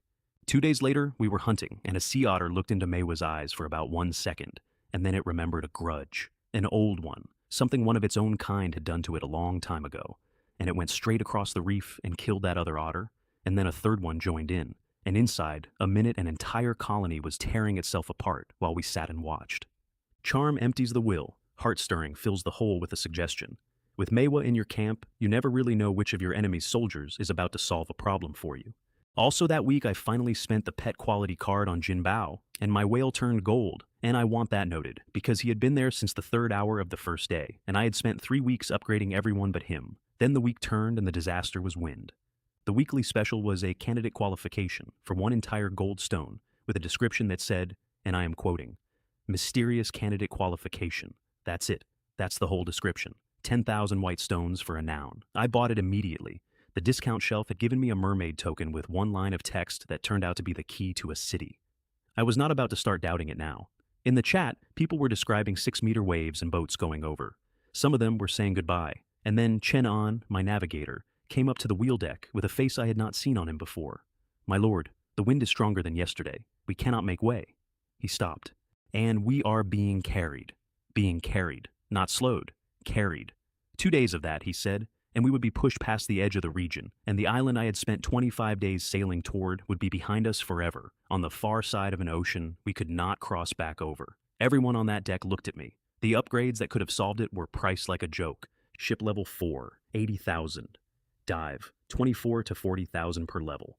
I had 20,000 in a bad week.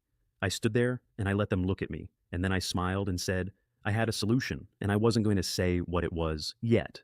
The solution was that wind is a surface problem. We went under. The roar just stopped. 1 second there was a storm trying to tear the mast off, and the next there was green water and silence, the way it feels to come in from a yard and close the door behind you. And down there we found a volcano with nothing living on it, not empty, overgrown. Crimson vegetation, thick as a jungle, covering the whole cone. Mingxia noticed it first, because Mingxia notices the absence of things. "There are no animals," she said. There were no animals because the plants were eating them. A black spotted vine, green quality, level 11, with camouflage and poison and a whip, hit Shipan hard enough to bend him around his own shield.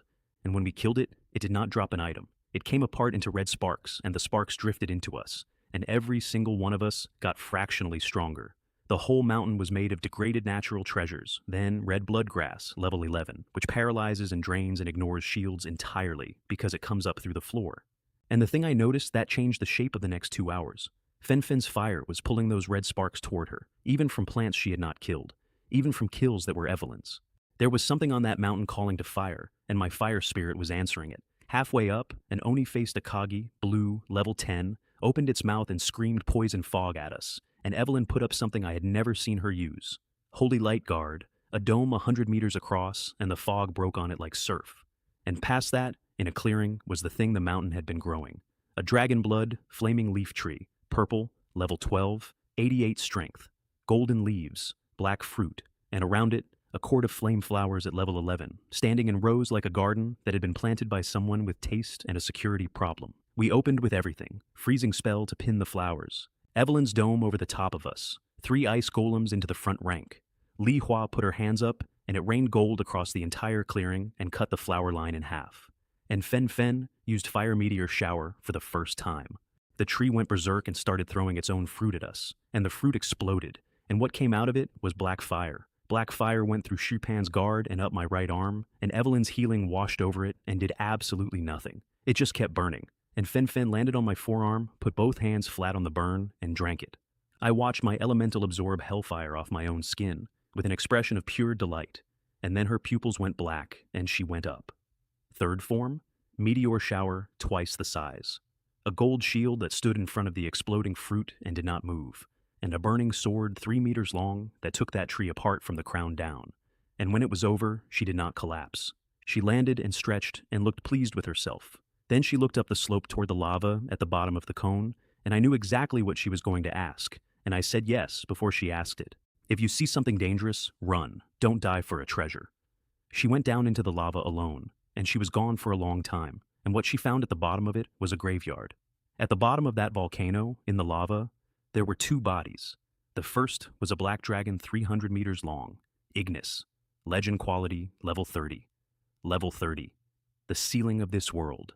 The number the old turtle had told me almost nobody ever reaches, and the second body was kneeling. A woman, 100 meters tall, on one knee, with a spear planted in the rock in front of her, and both hands still on it. Yan Hong Li. Legend. Level 29. She had killed a level 30 dragon.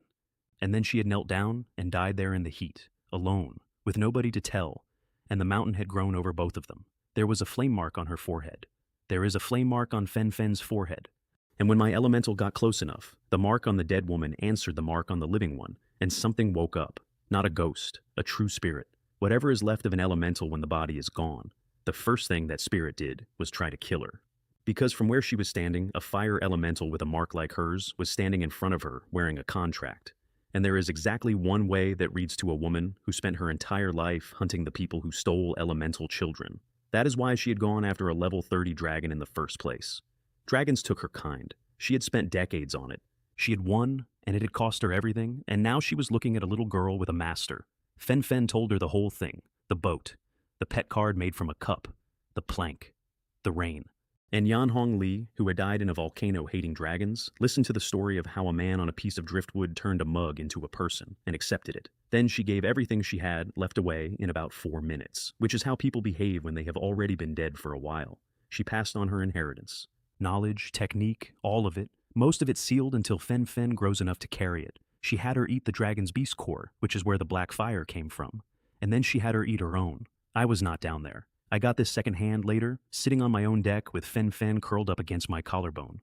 But the way she described it, the pain of taking in a level 29 elemental's core was the kind of pain that has a color. And she did not scream, because screaming takes energy, and she had decided she was going to come out of that lava taller than she went in. Then Yan Hong Li gave her a storage ring with a dragon's blood essence in it for the master and gemstones and her spear. And then she finished the awakening. 4 forms: gold, blood red, black, and ordinary.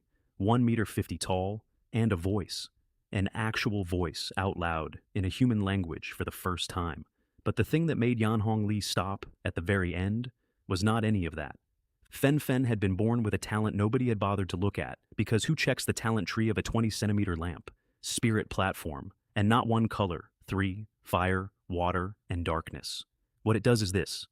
You can plant the true spirit of a dead elemental on an elemental pillar, and it recovers. Slowly. With its memory intact. With its own talent intact. Yan Hong Li told her that a single-color spirit platform is a strategic treasure that entire nations would go to war over. A 3-color one was not something she had heard of in her life. Then Fen Fen planted her on the fire pillar. "See you later, Sister Hong," she said.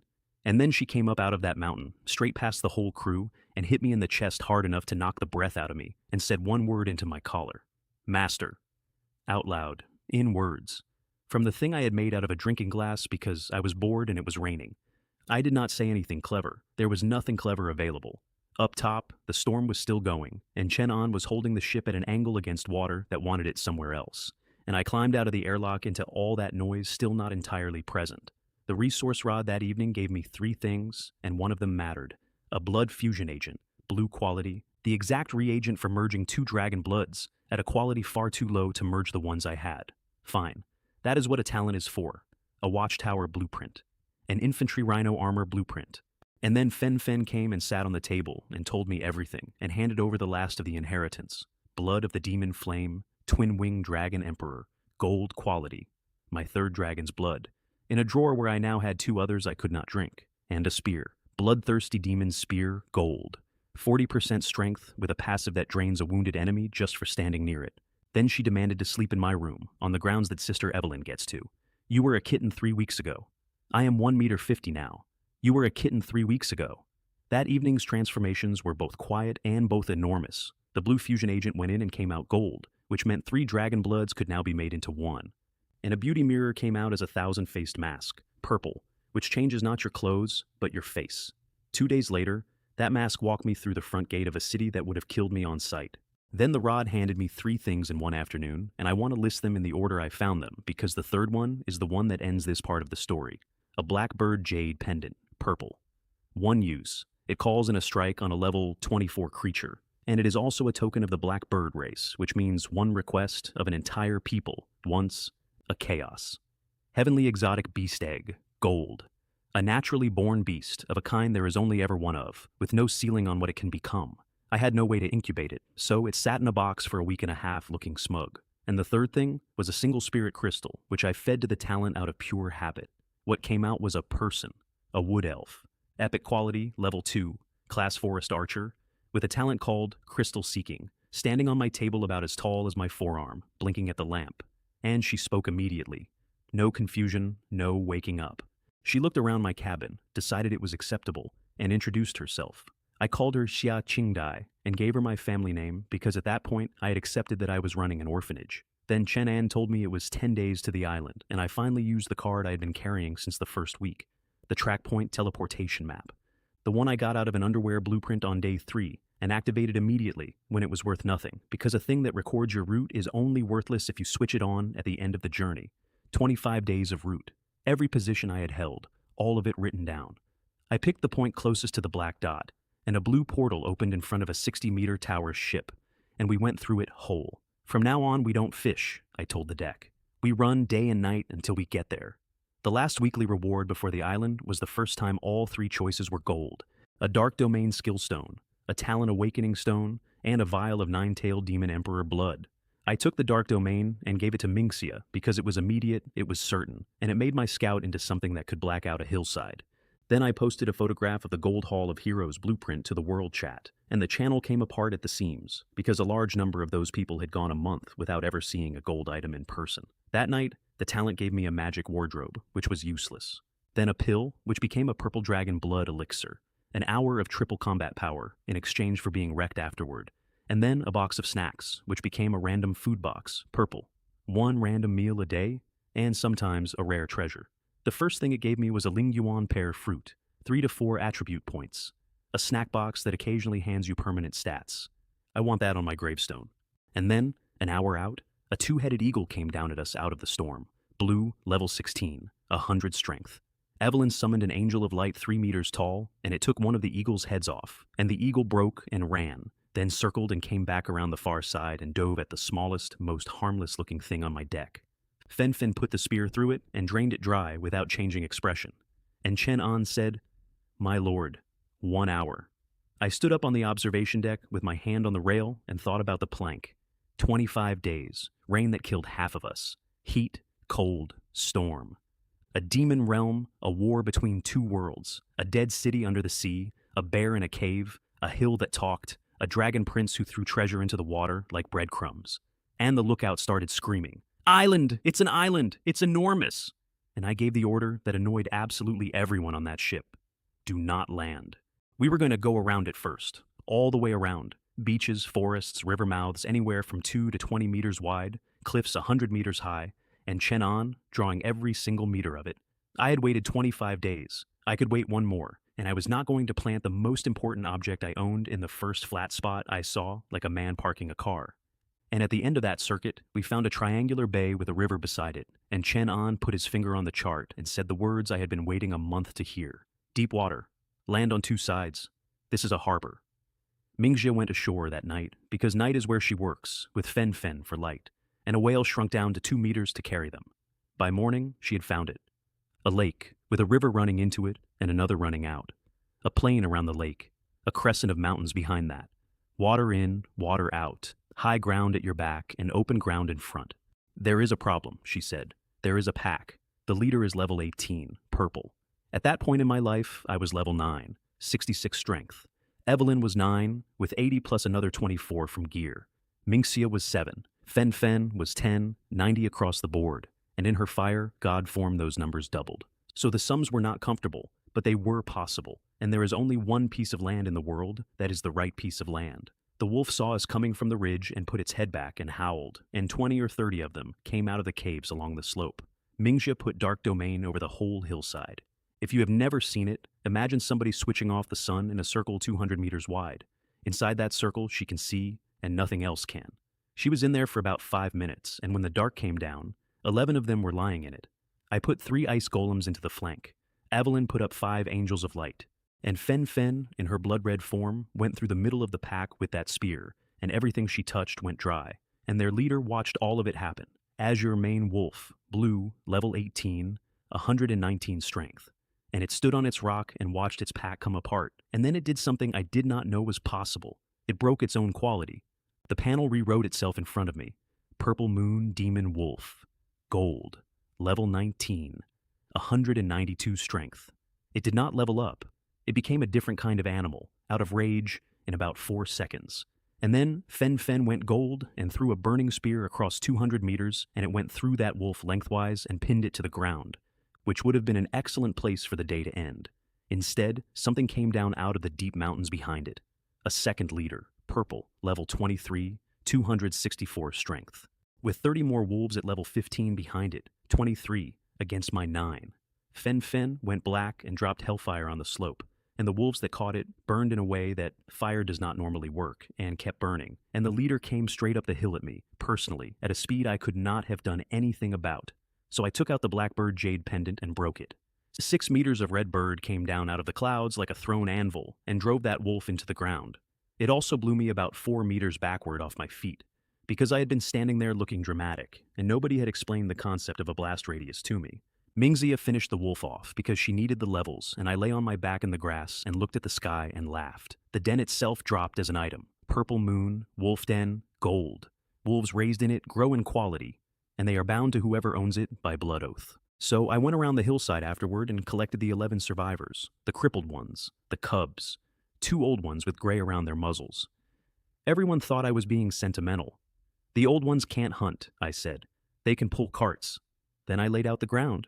The terrain change card, purple, gives you 30 minutes to rearrange the world within 100 miles, and I had been carrying it for over a week, waiting for exactly this.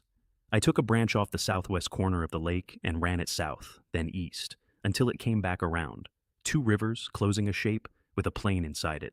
That is a moat. I did not have to build a moat. I had to move a river. Then I flattened the ground inside it and ran 3 smaller channels down off the mountain river, partly as a barrier against animals coming out of the hills, and partly because a field with water running through it is a field that feeds people. 28 of my 30 minutes gone.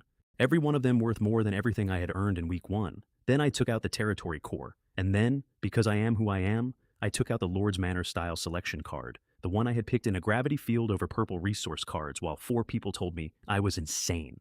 A screen came up with the options on it. A black castle shaped like a sword driven into the ground, a white domed one, a blue one, a red one that could only be described as vampiric, round palaces, tower palaces, a tree with portals in the trunk, a mountain riddled with caves, an underground palace. I looked at all of it for a long time, and I picked the 9-tiered palace in red and gold, 9 floors, absurd, completely unjustifiable for a population of 58 people. I want you to remember that choice. It comes back. Then I put the core in the ground, High Xia territory, and the sky said it 3 times to every living person on that continent. Lord Linwei has established the territory of High Xia, first in the world, title granted, first city, Lord under heaven, 3 times, everywhere. I want to tell you what it is actually like to put a territory core into the ground, because it is not what I expected. There is no light, there is no sound. You crouch down in the dirt and press a warm little object into it with both hands, the way you would plant a bulb, and for about 2 seconds, absolutely nothing happens at all. And then the ground under your palms stops being ground. That is the only way I can describe it. It stops being dirt that you are standing on and becomes floor that belongs to you. And the change runs outward from your hands in every direction faster than you can turn your head to follow it. Across the plain, up the 2 rivers I had moved, into the tree line, up the crescent of the mountains, and a 9-tiered palace in red and gold came up out of that plain like something surfacing. 9 floors for 58 people. Balconies nobody would stand on, halls nobody would walk down, a staircase to a top floor that would not have a single item of furniture on it for another 6 weeks. Everyone on that field went quiet, and then Lily burst into tears, and then Zhou Ming, who was watching over the Mother Stone from 400 kilometers away, started shouting so loudly I had to hold the thing away from my ear, and Evelyn put her hand flat against the outside wall of it and stood there for a while and did not say anything. She had been sealed for a very long time before I pulled her out of a card in the rain. I have never asked what a house means to somebody who woke up with no memory of ever having one. Meanwhile, the entire continent was being told my name for the 3rd time in a row, and 8,000 or 9,000 people in a world chat were losing their composure in public. Somebody wrote, "He did it on a boat. He was on a boat 9 days ago." Somebody wrote, "I thought titles were just decoration." And one man, who I never identified, wrote a single line that got quoted back at me for weeks afterward. "The guy the system gave a plank to owns a country." I sat down on the bottom step of my own absurd palace with my legs shaking slightly and read that for about a minute. 31 days earlier, the same system had told me, in writing, that only a person with an intellectual disability would sail on the thing it had issued me. I stood in the middle of a plain I had made myself, between two rivers I had moved, and listened to my own name being read out to a world that had spent a month telling each other I was a lucky idiot. The world chat went into a condition I can only describe as clinical. Somebody wrote, "I thought titles were just decoration." Ha. Yes. So did I, for about 4 minutes. Because the first thing being first bought me was a talent slot, an extra one. My second talent, empty, waiting. And then a choice of 2 out of 5 gold items. A terrain change card with a 1,000-mile radius. A Wan Ching shop, gold, which is a storefront carrying goods from nearly every city on the continent, including the small worlds. A gold hero card. A disaster relief card. A full month with no disasters. And a blood fusion agent, gold. I took the fusion agent and the shop. I skipped the 1,000-mile terrain card because I had teleport arrays and could get where I needed to be. And I skipped the disaster shield, and people have argued with me about that one ever since. A month without disasters is a month where I don't have to think. And every single thing I owned by that point, I owned because a disaster had made everyone else panic and sell. Then I merged 3 Dragon Bloods into 1. Azure Dragon Emperor's Blood. Gold. Requirement. All attributes at 60 or above. Mine were 80. For the first time since I found the first vial, on the seabed, in a shower of garbage thrown off a passing palace, I could actually drink the thing. There was also a line at the bottom of the description that said, "In the worst case, the body will be torn apart." I drank it with a healing bead already in my other hand. I am told that I was on the floor of that manor for about 6 minutes, and that Mingxia asked twice whether she could take it instead, which is not how blood works, and Evelyn had to hold her arm. What it felt like was being unpicked and rewoven at the same speed, so that neither process ever quite finished. And afterward, my panel had a new line in it. Bloodline, Saint Demon Dragon, 2 forms. The Holy Dragon, 20% to everything, 50% resistance to darkness, with wings, a healing light, a sword of light, and a slash. And the Demon Dragon, 20% to everything, 50% against light, with wings, demon blood, boiling for 30% more combat power, demon dragon armor, and fighting demon dragon, which makes me stronger the longer a fight goes on. And a third form, holy and demonic together, grayed out. 81, 80, 80, 80. From 30-something a week earlier. More than the numbers, though. I had spent a month as a backline caster, hiding behind a legendary hero. I got up off that floor as something that goes in first. The first day of the city was a hut construction, and it was gloriously boring. 15 cabins for 50 people. Beds, blankets. Shirpan split the population into woodcutters and stonecutters. I put 1 teleport array in the military zone, and the second one a kilometer from the port, inside the 500-kilometer limit, with a password on it, so animals wouldn't wander through. And I named things, badly. The island, Hai Xia. The port, Hai Xia. The lake, Hai Xia. The river I created out of nothing, Sheng Yu, which means born from nothing, and which is the only one I am proud of. And the bridge I built across it, on the day I ran out of ideas entirely, is called the Unnamed Bridge. That is its name. It is called the Unnamed Bridge. I have to live with that. On the second day, we went up the river on the Whale and found out how the island actually works. Animals drinking from the same water, side by side, not touching each other. And then 2 of them, a purple-striped tiger and a silver-eyed leopard, both level 14, deciding otherwise, and going at it until one of them stopped moving. The winner limped off toward a cave, shredded and slow. And Mingxia came out of the dark and opened its throat before it got there. That is the entire island in one sentence. It doesn't matter who wins. What matters is who is still standing behind the thing that won. The first week of owning land was the most boring and most satisfying week of my life. 15 cabins went up for 58 people, which is generous by the standards of an ocean, where most of the population was still sleeping on wet planks. Beds. Blankets. Out of my own warehouse, from the stock I had bought in a heat wave. Shirpan split the population in 2, woodcutters and stonecutters, and turned out to be startlingly good at it. A man who spends his whole career standing in front of somebody else with a shield apparently develops opinions about logistics. I put 1 teleport array in the military zone inside the walls, and the second one, a kilometer inland from the harbor, which kept both of them inside the 500-kilometer limit and meant that a man could stand in his own capital and be at his own docks in 1 step. And I put a password on it, because the first morning we had it running, something with antlers wandered through it and came out in the middle of the parade ground and had to be talked down by an angel. Then I named things. I want to apologize in advance. The island is called Hai Xia. The port is called Hai Xia. The lake is called Hai Xia. The river I created out of nothing, with a terrain card, the one that took me 28 of my 30 minutes, I called Sheng Yu, which means born out of nothing, and which is the single piece of naming in my entire career that I stand behind without embarrassment. The bridge I built across it, on the afternoon I finally ran completely dry, is called the Unnamed Bridge. That is its name. On maps, it says Unnamed Bridge. My navigator wrote it down and looked up at me and gave me a chance to change my mind, and I did not take it, and it is still there. I built the wolf den into the northeast slope and put the 11 survivors in it, and inside, 3 days the cripples were walking better, and the 2 old gray ones had been fitted with harness. Everybody thought I had gone soft on wolves. Old wolves can pull a cart from the quarry to the wall all day. A young wolf gets bored. This is not sentiment, this is staffing. And I put in the garden, which is the part I actually cared about. The ancient tree of life in the middle.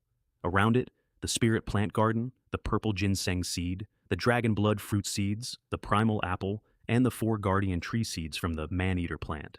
And around all of that, along the perimeter, fog trees, which do not fight and do not grow fruit, and do exactly one thing, which is make the entire territory difficult to see from the outside. 58 people and I was already building concealment, because I had read Zhou Ming's report about the dead town on his island 4 times by then. Walls intact, warehouse untouched, territory core still sitting in the vault. Somebody had removed a lord from that city and taken nothing at all. You do not build a fence against a thief. A thief you can pay. You build a fence against whatever it is that comes to a new territory and kills the lord, and does not bother to loot the body. And every night that week, before bed, I stood on the half-finished wall and looked north at the mountains and south at the water, and thought about the fact that in the entire history of this world, every single person who had ever stood where I was standing had been dead within 2 months. Nobody had told me that yet. I worked it out later, but I built the fog trees anyway, on day 2 of having a country, out of a feeling I could not have justified to anyone. In the cave was an azure flower, purple. It purifies the blood of a beast, and it can raise quality. I gave it to Jin Bao.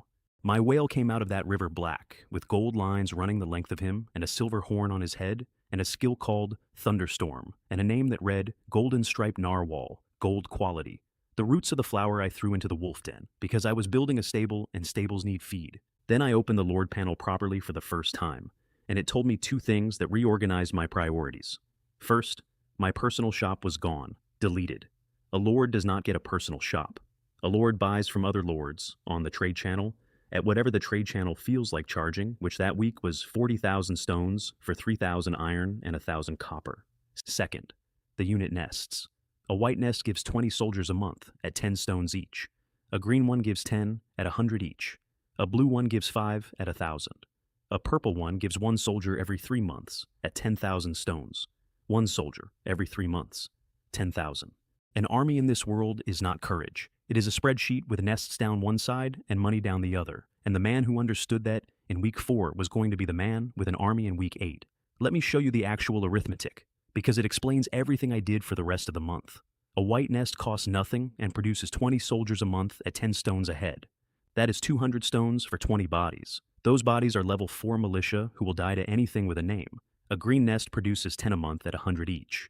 1,000 stones for 10 soldiers who can hold a line for about 40 seconds. A blue nest produces 5 a month at 1,000 each. 5,000 stones. Those 5 will win you a fight against wild animals. And a purple nest produces 1 soldier every 3 months at 10,000 stones, 1 every 90 days, for the price of a boat upgrade. Now, here is the trap, and almost everybody I knew walked straight into it. If you look at that table with a survivor's eyes, you buy white nests, because 20 is more than 1, and cheap is better than expensive when you have nothing.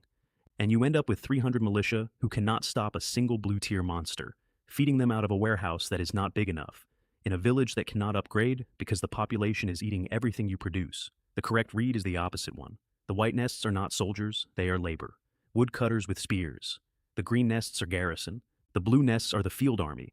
And the purple nests are not troops at all. A purple unit is a hero who does not need a card, which means the strategy is not to buy the best you can afford. It is to buy the cheapest thing that will do each specific job, and put every stone you save into the 1 nest tier above where the fighting actually happens. I spent the rest of that month building toward exactly one thing. Enough blue nests that when something with a name walked out of that tree line, I could answer it with soldiers instead of with heroes. Because heroes are irreplaceable and soldiers are a subscription. And a lord who spends his legendary heroes on wolves is going to run out of legendary heroes long before the island runs out of wolves. The panel said, Hei Xia Territory, Level 3, Village, 58 people, 7 heroes, 48,000 stones. And to reach Level 4, a lumber mill, a quarry, a manor at Level 2, and 200 residents. 200 people. I had 58 and an island full of animals. So I went and got the neighbors. Before the neighbors, though, there was a box. Fang Niu had joined by then, and I should explain her because she arrived the way most of my best things arrived, which is out of a civilian card that had no business becoming what it became. A gold hero. Summoning card came out of the talent, and out of the card came a tiger beast woman, 1 meter 85, tall with a shield the size of a door. Fang Niu, legend, level 6, shield warrior, tiger body, 20% more in tiger form. Absolute defense, 1 second of total invulnerability, shield bash, and tiger roar, which puts a guard over a whole squad. I had a scout who kills, a healer who kills, 2 elementals who kill, and a whale. I had never once had somebody who could stand still. She spent that first afternoon carrying me through the forest on her back in tiger form while I leveled, which is a humiliating way to travel, and an extremely efficient one. And then the sky over the southern forest turned blue, not the sky. A light coming up out of the trees, and every animal on that island turned toward it at once. I have never seen anything like the next 20 minutes. Wolves came past us at a dead run and did not even look at us.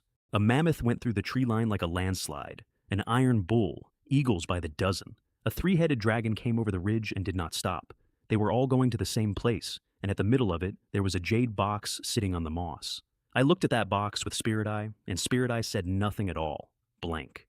The skill that had told me the exact strength of a level 30 legend simply had no opinion. So we hid, and we watched an entire forest tear itself apart over a container. By the end of it, there were 3 left, all purple, all over 100 strength. And having killed everything else, all 3 of them turned around and looked at the human. So I went into the demon dragon form for the first time in an actual fight. Black scales came up my arms, the armor closed over my face, and a white crane came at me, and I caught it by the leg, in the air, and threw it into the 3-headed dragon. Then the earth bear reached me, and I did not use a spell. I hit it. Fighting demon dragon means every minute of a fight makes you stronger, which means the correct strategy against something bigger than you is to refuse to end the fight. So I stood there and traded with a purple monster for 4 minutes, getting stronger the whole time. And it caught me once across the head, hard enough that only the demon dragon armor kept my skull in one piece. I went down. It leaned in, and I came up off the ground and finished it with my hands. Then wings and altitude, and a switch to the holy dragon, and a sword of light, and a holy light slash that opened the 3-headed dragon from the crown of the middle head to the base of the tail. It dropped earth armor, purple, which I gave to Feng Niu, and which works in her tiger form, which almost nothing does. And the box held a transformation orb, gold. A beast that takes it gains a human form, and possibly new skills, and possibly a talent. I gave it to my whale. Everyone thought it should go to manhwa. Manhwa was gold. Manhwa was new. Manhwa was the strategic one. But I had passed Jinbao over 3 times with hero cards, and there is a limit to how many times you look past the first thing that ever helped you. East of the river was a camp about a square kilometer across, behind a palisade, with black demon leopards walking the fence line. I sat on the bank and watched a cat girl come down to the water to wash fish. About 1 meter 55, white ears, white tail. And she chattered to herself the entire time about how her sister had awakened a talent yesterday. Only the second one in the whole clan, after their grandfather the chief. Mingjie went in that night and came back with the shape of it. 300 people. Weak. The leopards were controlled by the chief, whose talent was beast control, and he could hold blue-tier animals. And a second talent had just woken up in the sister, unknown. 300 people is 150% of my population problem, walking around behind a fence, now. There is a version of me that burns that camp down. It is not a distant version. It is about 4 decisions away from where I was standing, and I want to be honest that I considered it, because 300 bodies is 300 bodies, and I had a fire elemental who could have started at the windward corner. I did it the other way, and the reason was arithmetic, not virtue. A dead camp is 300 corpses. A living camp is 300 workers and 2 talents. Before I went in, I built something. The talent turned an incubator into 10 golden life-giving pearls, 1 drop of which pushed the Chaos Beast egg from dormant into incubating, and it turned a green awakening stone into an awakening platform, blue. A circle with 10 slots, 1 use a day, 10 purple crystals a go, and a chance to wake a talent in whoever stands on it.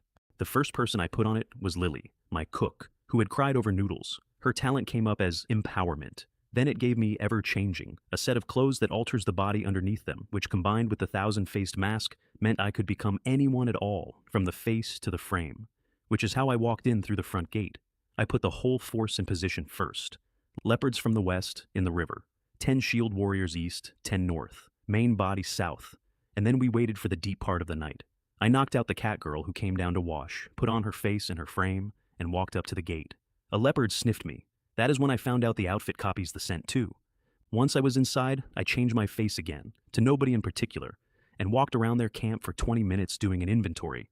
9 arrow towers, every adult armed with a bow, and not one single actual soldier. Minxia stayed at the gate to open it when the time came. In the chief's house, there were 3 people, an old man with an axe, the cat girl from the river, Yu Janner, and her sister. I dropped the disguise. My name is Lin Wei. I came so that the White Cat clan would be mine? The chief hit me. I want you to appreciate this.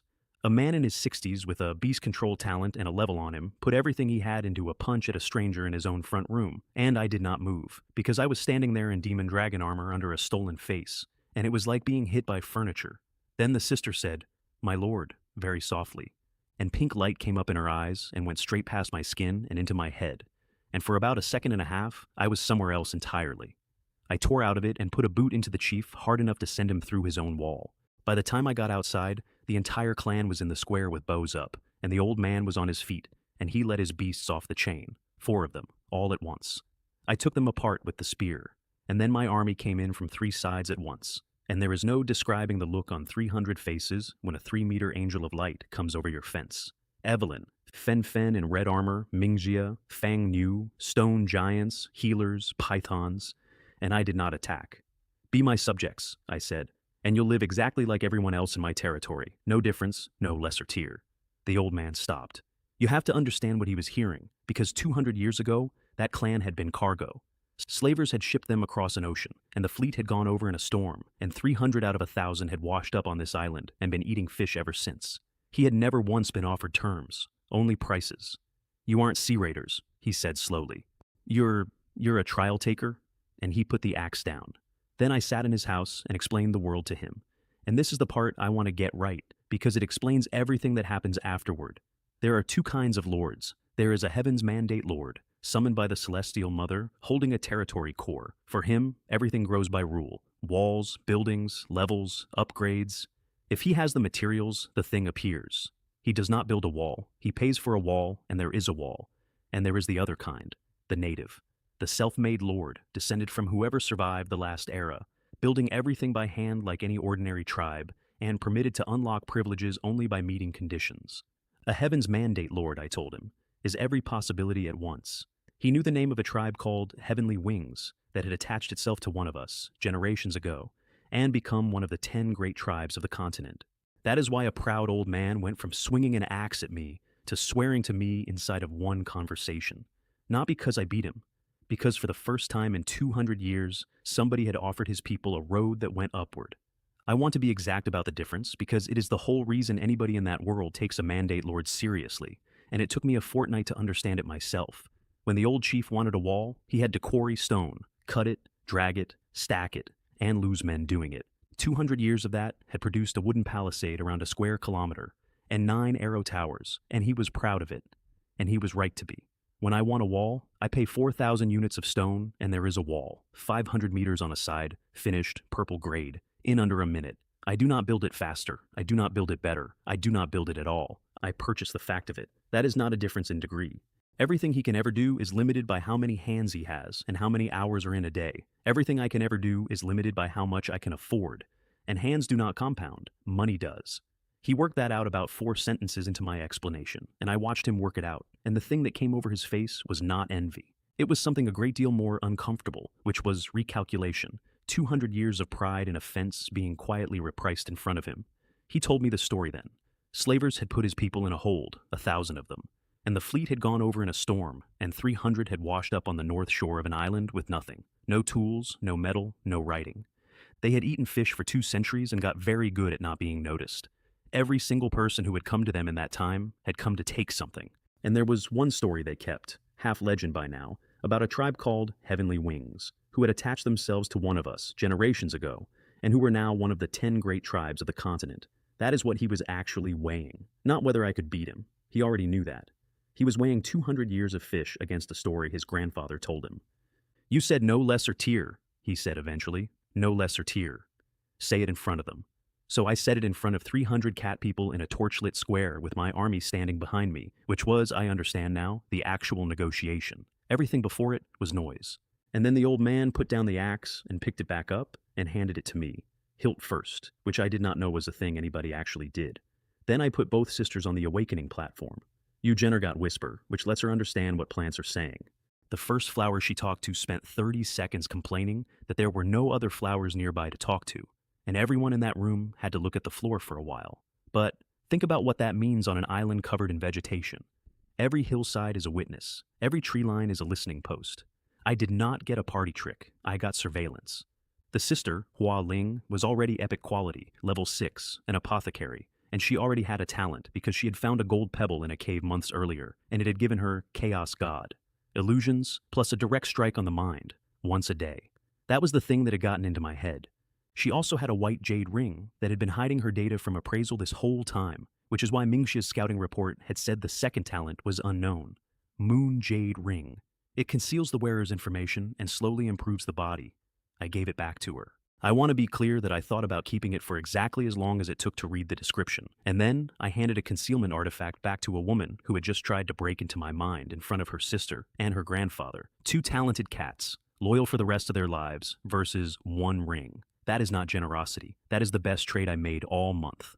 Although I will admit the arithmetic got tested about 18 hours later, when Jenner snuck into my quarters, put her hand on a flower I kept on the side table, and read the room's memory out of it. That is what Whisper does. Plants remember. She wanted to know what the lord of the territory was really like, and she asked the furniture. She got caught standing there with her hand on a daisy and her ears flat against her head, and her grandfather came down the hall at a dead run to go on his knees about it. I gave her a week of personal service duty and told the old man to get up off my floor. Spying on me is not a capital crime. Spying on me badly, however, is going to cost you a week of carrying things. After that, the city started to actually look like a city. The clan moved in, and we stripped their camp for lumber, down to the last post. Because you pluck a goose completely, or you don't pluck it at all. The manor went to level 2. I built the Abyss Holy Wall out of 4,000 stone, 500 meters on a side, 6 arrow towers, with a blue one facing north where the mountains are, 371 people, 8 heroes, 15 nests, 80 soldiers. Every requirement met, and the upgrade cost 10,000 stones, and the title took 10% off the top. First City Lord under heaven. A decoration, I had said. A 10% discount on every territory upgrade I will ever buy for the rest of my life is what it actually was. 8 heroes. Evelyn, Mingxia, Fen Fen, Li Hua, Xia Qingdai, Fang Niu, Xu Pan, and a mermaid in a tank who had not opened her eyes yet. 6 of them legendary. 3 gold pets. A whale, a 9-tailed fox, and an egg. North side, the manor, the market district, the military zone, and the garden. South side, housing. That was Hai Xia on day 5 of having a name. Then I put down the gold shop, and 2 women were already standing inside it. I want to be clear about the sequence. I placed a building. The building finished. I opened the door. There were 2 people in there, behind a counter, who had arrived by teleport from somewhere else in the world, and were now waiting for me with the patience of staff. The manager introduced herself as Lan Xiang Lord. Her assistant was Yue Chinner. They could not leave the shop. That was in their mistress's contract with the Celestial Mother, and it applied to any Wancheng shop anywhere. The mistress in question is called Jin Yue, and her territory is not a territory. It is a small world of her own, which is a privilege of the highest tier of lords, the ones with enough standing to negotiate with a Celestial Mother, rather than be assigned by one. And then the manager looked at me properly, and her professional face slipped. The Heavens Mandate trial has not opened in 200 years. 200 years. Woodold had told me the eras run 1 to 500, and I had filed it as background. She said it like a woman reading a date off a tombstone, and in front of her, on the other side of her counter, was a mandate lord who had founded a territory in a month. The shop ran on client levels, 7 of them, by cumulative spending. Level 1 is a single gold stone, and every level after that is 10 times the last. The higher you climb, the better the stock. And above a certain tier, you stop buying what they have and start placing orders for what you want. At my level, I could buy basic materials at double the market price. Double, for iron, which I paid immediately without haggling, because that is the price of the first step into a larger world. You do not walk into somebody else's economy and demand a discount. You pay their number in front of them, and you keep paying it until the number changes. 2 days later, I met an emperor in a hut. In the northern mountains, there was a wooden house with flowers growing on the roof, which is not a thing wild islands produce, and an old man in green came out of it before I finished being surprised. I used Spirit Eye on him. He felt it, immediately. The way you feel a hand on your shoulder, and a green barrier came up around him with no more effort than a man buttoning a coat. So I took out Frozen Thousand Miles, gold quality, the scroll from the mermaid vault that freezes 1,000 li, and held it where he could see it. He dropped the barrier instantly and put both hands up. I only wanted to talk. He was a wood demon in a human shape. Kaido Emperor's Willow. Emperor Tyr. Emperor. The word the turtle had used, the one above king. Living in a hut on my island, growing flowers on his own roof, drinking tea. He looked at Xia Qingdai for about 2 seconds and said, "That one has a defect in her. Born with it. I can repair it." "For what?" "Come and visit. Tell me what is happening out there. I have been in this hut a long time. I want to be honest about how that felt. An Emperor Tyr being asked me for company. Not gold, not service, not my talent. Conversation. Then he told me the thing that has been sitting in my chest ever since. He was amazed the mandate had opened again, and even more amazed the race chosen this time was human. And then he said, in exactly the same friendly tone, "The one who founded his territory first in the last trial lived 2 months." 2 months. I did not react. I have gotten quite good at not reacting. He gave me a willow leaf. Eat it, and he comes, once. Afterward, he will ask one thing of me, and he would not say what, only that it will not damage my interests. I took it. Of course I took it. You always take the leaf. His actual gift arrived the next morning, a life jewel, gold quality. Xia Qingdai did not eat it. She looked at it for a while. Then she bit her own thumb and let one drop fall on it. And she asked me to carry it over to the ancient tree of life, which was the sapling I had put in the garden the week before out of a guardian tree seed. I put the jewel against the trunk. That tree went from a sapling to 7 meters in under a minute. And it started dropping emerald sparks, not falling, drifting, out across the guardian trees and the fog trees in the fields, and everything they touched came up greener. And Xia Qingdai grew to 1 meter tall, and her panel rewrote itself. Wood Elf, Legend, Level 6, Class Elf Messenger. She explained it to me afterward, sitting on the garden wall, kicking her heels. She was the first elf born from that tree, which makes her, in the way these things work in this world, the future queen of a race that does not exist yet. I bought a wood elf out of a talent using 1 spirit crystal, and 11 days later, I was standing in a garden being politely informed that I had accidentally started a nation. The tree, meanwhile, picked up a talent of its own. Ancient realm of life, a living space for elves when there are elves. I want to point out that at this stage of the month, I still could not afford iron. The night before the Celestial Mother City opened, the talent gave me 4 things. A cosmic gemstone expanded my space ring to 130 cubic meters. A green rapid shooter nest became a blue flame shooter nest. A bone flute became a map of the tomb of the Soundkiller King, purple. A map to the tomb of a king tier being. And a water tower blueprint became a territory water tech ball, which taught me that territory technologies are not bought with money at all, only with those. Then the monthly reward gave me 2 of 5 gold items, and I took a psionic shipyard, which builds ships, and a vial of 9-tailed demon emperor's blood, which I gave to Meiwa. She drank it in one go, curled up under her own tails, and went to sleep. Your own bloodline never hurts going down. And then the sky opened the city. The Celestial Mother City opens in 1 hour. The top 100,000 by points may enter. Everyone else goes to the Tianmu Islands. The city hangs in the air. I want to describe this properly, not floats. Hangs over an archipelago, 100 kilometers on a side, green stone veined with gold, soldiers every 10 paces, magical turrets every 100, and flying beasts on patrol above all of it, and the whole thing simply staying up there in defiance of the entire concept of weight. A woman met me at the gate as my assigned guide, cold, elegant, and her opening line was not hello. "Are you selling your territory core? Your own, not one you took off somebody." "No." "Why not?" "Because I'm using it." Wang Shuyun. That was her name. And she did not ask again, which is the first thing I ever liked about her. In the Tianming Pavilion, I put a drop of blood on a platform, and the glow that came up off it went gold, and every clerk in that hall turned around. "You are a legendary mandate lord, the first one today." My token read, Level 9, Ice Elementalist, Survival 2,960 in first place, Merit 3,720 and first place. A girl with a third eye in her forehead was standing behind the counter, and she looked at my forehead and then at Wang Shuyun and said, "That is a mermaid heart crystal. You should get closer to him." I did not know at the time whether that was helpful. Then the exchange rates ruined my afternoon. 1 survival point is worth 10 white stones. Fine. Unit nests. A green one, 10,000. A blue one, 100 to 300,000. A purple one starts at 500,000. And gold nests are not on the list because gold nests are not sold. I bought 2 green nests and 96 civilian cards at 100 stones each, and understood, standing at that counter with my legendary talent and my island, that I had just walked into a room where I was poor. Wang Shuyun took me out of the destined zone in a flying carriage pulled by winged horses. Her space ring stores living things, which I did not know was possible. And the crowd, when she went past, told me the rest of it in whispers. That is Wang Bo's daughter, Wang Bo, the Ice Emperor, 18th on the Celestial Spirit rankings. She is 23, and she is already King Tier. 23.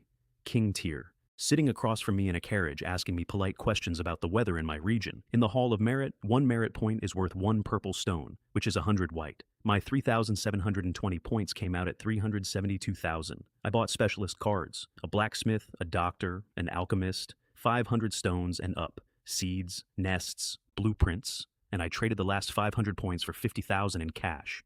And a young man arrived to be unpleasant at me. Ju Fan, son of the commander of the Western capital, and an admirer of Wang Shuyun, and he needed me to know, within about 90 seconds of meeting me, that I was not in the same category as her. I want to be fair to him. He was correct. I was a passerby who had been mistaken for a rival, and the mistake was going to be extremely expensive for me before the day was out. In the carriage afterward, Wang Shuyun explained the world, and this is where the map finally opened up. The Celestial Mother City is divided into 5 parts, ruled by 5 commanders. The city guard does not answer to them, which is the kind of arrangement that tells you a great deal about a place, and the continent itself is barely a continent, almost no land, an ocean with islands in it. 7 seas, 3 belonging to the spirit side, 3 to the demons, and 1 in between that belongs to neither. That last one has 3 names, depending on who you ask. The Sea of Destiny, the Sea of Hope, the Sea of Annihilation. That is where I woke up on a plank. It is not marked on any chart, and it gets smaller with every trial. I bought a fog map, blue, for 60,000, which shows 5,000 kilometers around you and then falls apart in half a day, which would be a terrible purchase, except that I had a map orb which copies things, and I had been buying copying devices for 3 weeks. Then came the auction, and the auction was a trap.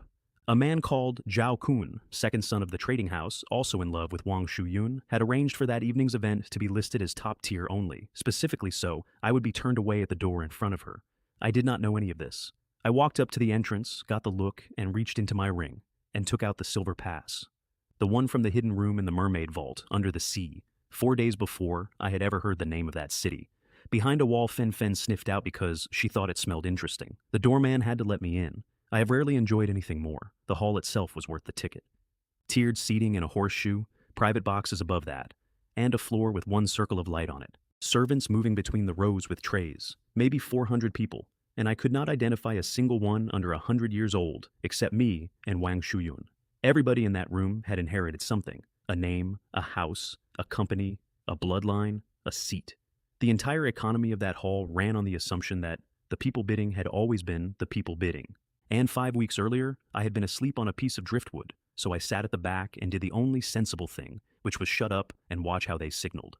Ju Fan bid loudly, with his whole arm, and looked around afterward to check who had seen. Wang Shuyun bid by lifting 2 fingers off the arm of her chair, and the auctioneer caught it every single time from 30 meters, because she had been catching it for years. Wang Bo, the Ice Emperor, did not bid at all until the final lot. Then he bid once. That is the tell, and I wrote it down that night.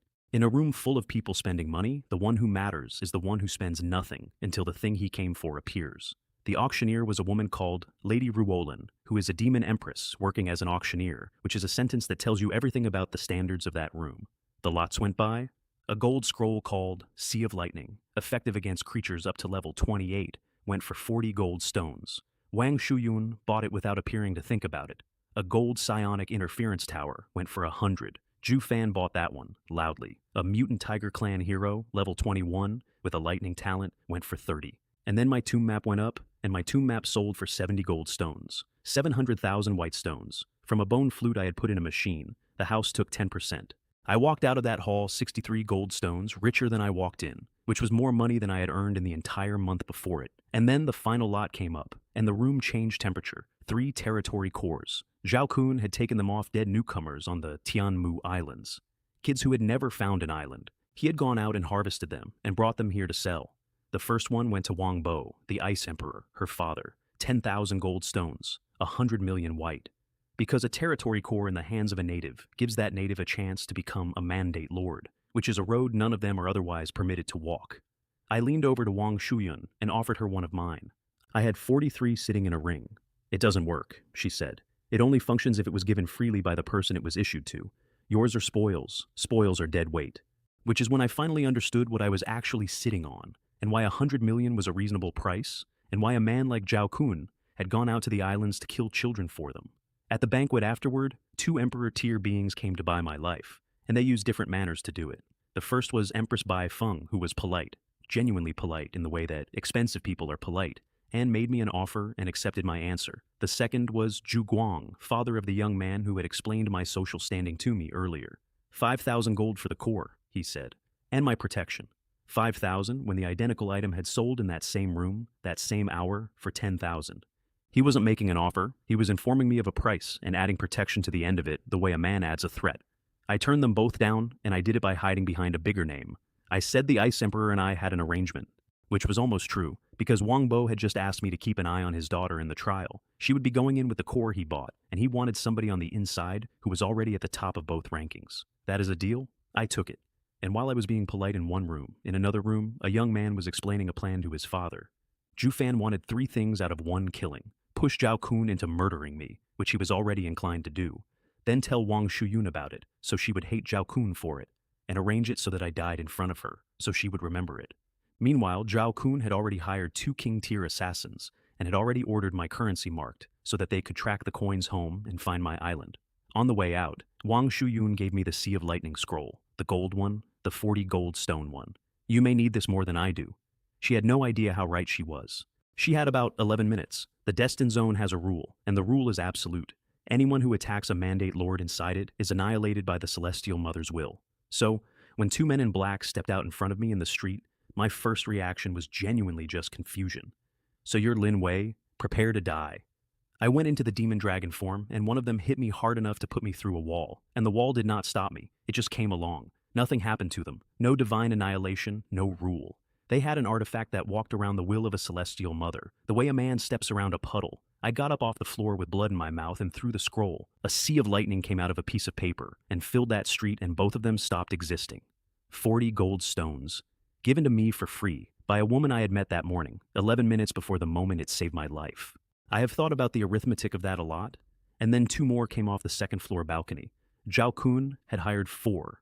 I had killed 2 with a gift. So I threw Frozen 1,000 Miles, gold quality, out of a mermaid's hidden room, and got my wings out, and left.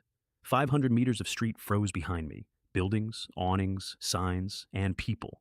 Ordinary people who had come out to see what the noise was. I have not made peace with that, and I am not going to pretend I have. Wang Shuyun arrived while the frost was still spreading, because Zhu Fan had told her exactly where to be, on schedule, according to his own plan. He was standing behind her at the mouth of the street with an expression of perfect concern. I looked at him for about 3 seconds. I will make sure to thank you, I said. Then I opened the portal and went home. I found out the rest later, in pieces, that there was a 3rd buyer for my death, and that it was not a person at all. It was Chang Qingfeiyun, the Azure Sea Dragon, the one whose parade I had photographed from the seabed a lifetime ago. He had scented dragon blood in the water. My blood. The blood I had merged out of 3 vials and drunk on the floor of my own manor. He wants it back. And that the lord of that city, reading the incident report, said only one thing. Where did he get a purple cloud token of the Celestial Mother? It seems it is time to restructure this city. I did not know what he meant. I had one of those tokens in a drawer. It had come out of an assassin's badge through my talent, and I had put it away because a token of authority you cannot back up with strength is not an asset. It is a target painted on your spine. Apparently somebody had noticed anyway. I got home, and the Celestial Mother apologized to me for the 2nd time in 1 month. Due to a loophole in the rules, a lord was exposed to lethal danger. Compensation is issued. The first time she apologized, I got a talent orb that made me. The 2nd time, she gave me a War God talent orb, gold quality, legendary tier, straight into the empty 2nd slot I had earned for founding first. 3 stages. Each stage unlocks with 5 gold tier ingredients: divine essence fruit, blood generating flower, meridian clearing grass, soul replenishing liquid, jade skin, vine. Stage 1 doubles your combat power. Stage 2 triples it. Stage 3 multiplies it by 5, and under it, a book. Holy Demon Art, gold. A cultivation technique worth 100 experience a day, which cannot be learned until general rank. I sat down on the floor of my own manor and laughed for a while, because the Celestial Mother had now twice made a clerical error in my favor, and both times the error had been the most valuable thing I owned. If she ever gets her paperwork in order, I am finished. The next few days I made an enormous amount of money doing something that looked like charity. Suruyi traded me an underground territory core for 4 one-way maps. A one-way map shows you a single direction, 2,000 kilometers, green tier, 1 gold stone. The blue tier goes 5,000 for 3. She found her island with the first one, sold the spares, and bragged in the world chat. So I went to Wancheng's shop and bought them by the armful and sold 105 of them. 17 gold stones of profit. And more importantly, 120 gold stones of spending, which pushed me to client level 3, which meant I could now finally see the second shelf in that shop. And it meant something else, which I only understood later when I read the chat properly. Because of a middleman with a legendary talent and a taste for margins, every single newcomer in that trial found their island faster than any generation before them. I did that by accident, while trying to increase my own purchase tier. I am not going to pretend it was noble, but it happened, and it is the only genuinely good thing I did that week. The territory went to Manor Level 3 and a medical room, and the upgrade cost 30,000 with the title discount. Next threshold, 800 residents, which is how I came to walk into a city of dwarves wearing somebody else's face. There was a passage under the grass on the north side of the island, and it went down a long way, and it came out in a cavern with glowing moss on the ceiling and a city built into the floor of it. 6-meter walls, a kilometer long, traffic on the roads. I put on the mask and the clothes, became a dwarf, walked in through the front gate, sat down in a tavern, and listened for 2 hours, which is the single most underrated technique I have. Everyone in this world is obsessed with strength. Almost nobody is willing to sit still and be boring in a room full of talking people. What I learned? The garrison is 3,000, and there is not a single common quality soldier in it. 3 commanders at epic tier, plus a separate guard for the city lord. Also, everyone was gossiping about the same rumor, that the lord wants to go up to the surface. And then a woman walked in, and every conversation in the room got quieter. Bran, called the Blood Rose. Epic quality, level 13, general rank, assassin, with a talent called Enchanting Eyes and a skill called Demonic Transformation. They were afraid of her because she occasionally loses her mind and cuts down whoever is standing nearby, which is the kind of professional reputation you cannot buy. I bought a house from her, a place on the edge of the city, out of the way, which I wanted for 2 reasons. First, to anchor a teleport array. Second, because one day I intended to take that city, and when you intend to take a city, you buy a door in it first. She let me finish the negotiation before she said it. You're human. I knew in the tavern. Her talent sees through faces. I did not run. Running is what you do when there is nothing to trade. We landed at 40 gold stones, up from 30, with the extra 10 labeled as payment for silence, and we sealed it with a contract scroll, which is enforced by the rules of the Celestial Mother herself. Break it, and the rules break you. That is when I learned she had a Void Jade pendant, which is a key into a small world. And that is when she told me what she actually wanted, which was never the money. She had a friend. The slavers had taken him, and he was going up on the block at an auction in Elf City in 2 days. What is he? She looked at me for a long moment, deciding whether to say it. An angel. The underground world runs on 3 powers. Dwarf City, Elf City, and a goblin tribe, which everyone, including the goblins, treats as the smallest of the 3. The elves and the dwarves each have a king, and both of those kings are legendary heroes. I saw their commanders in the auction hall, which is exactly where you want to see people you were about to steal from.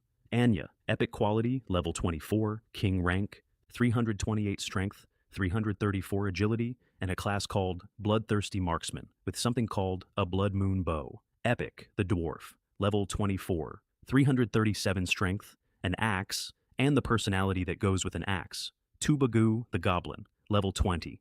An alchemist and a rune master, which sounds harmless until you find out he manufactures purple-grade equipment personally. 3 king rank commanders in one room, and me, level 9, wearing a face that was not mine. Stealing was not on the menu, only buying. The lots went past.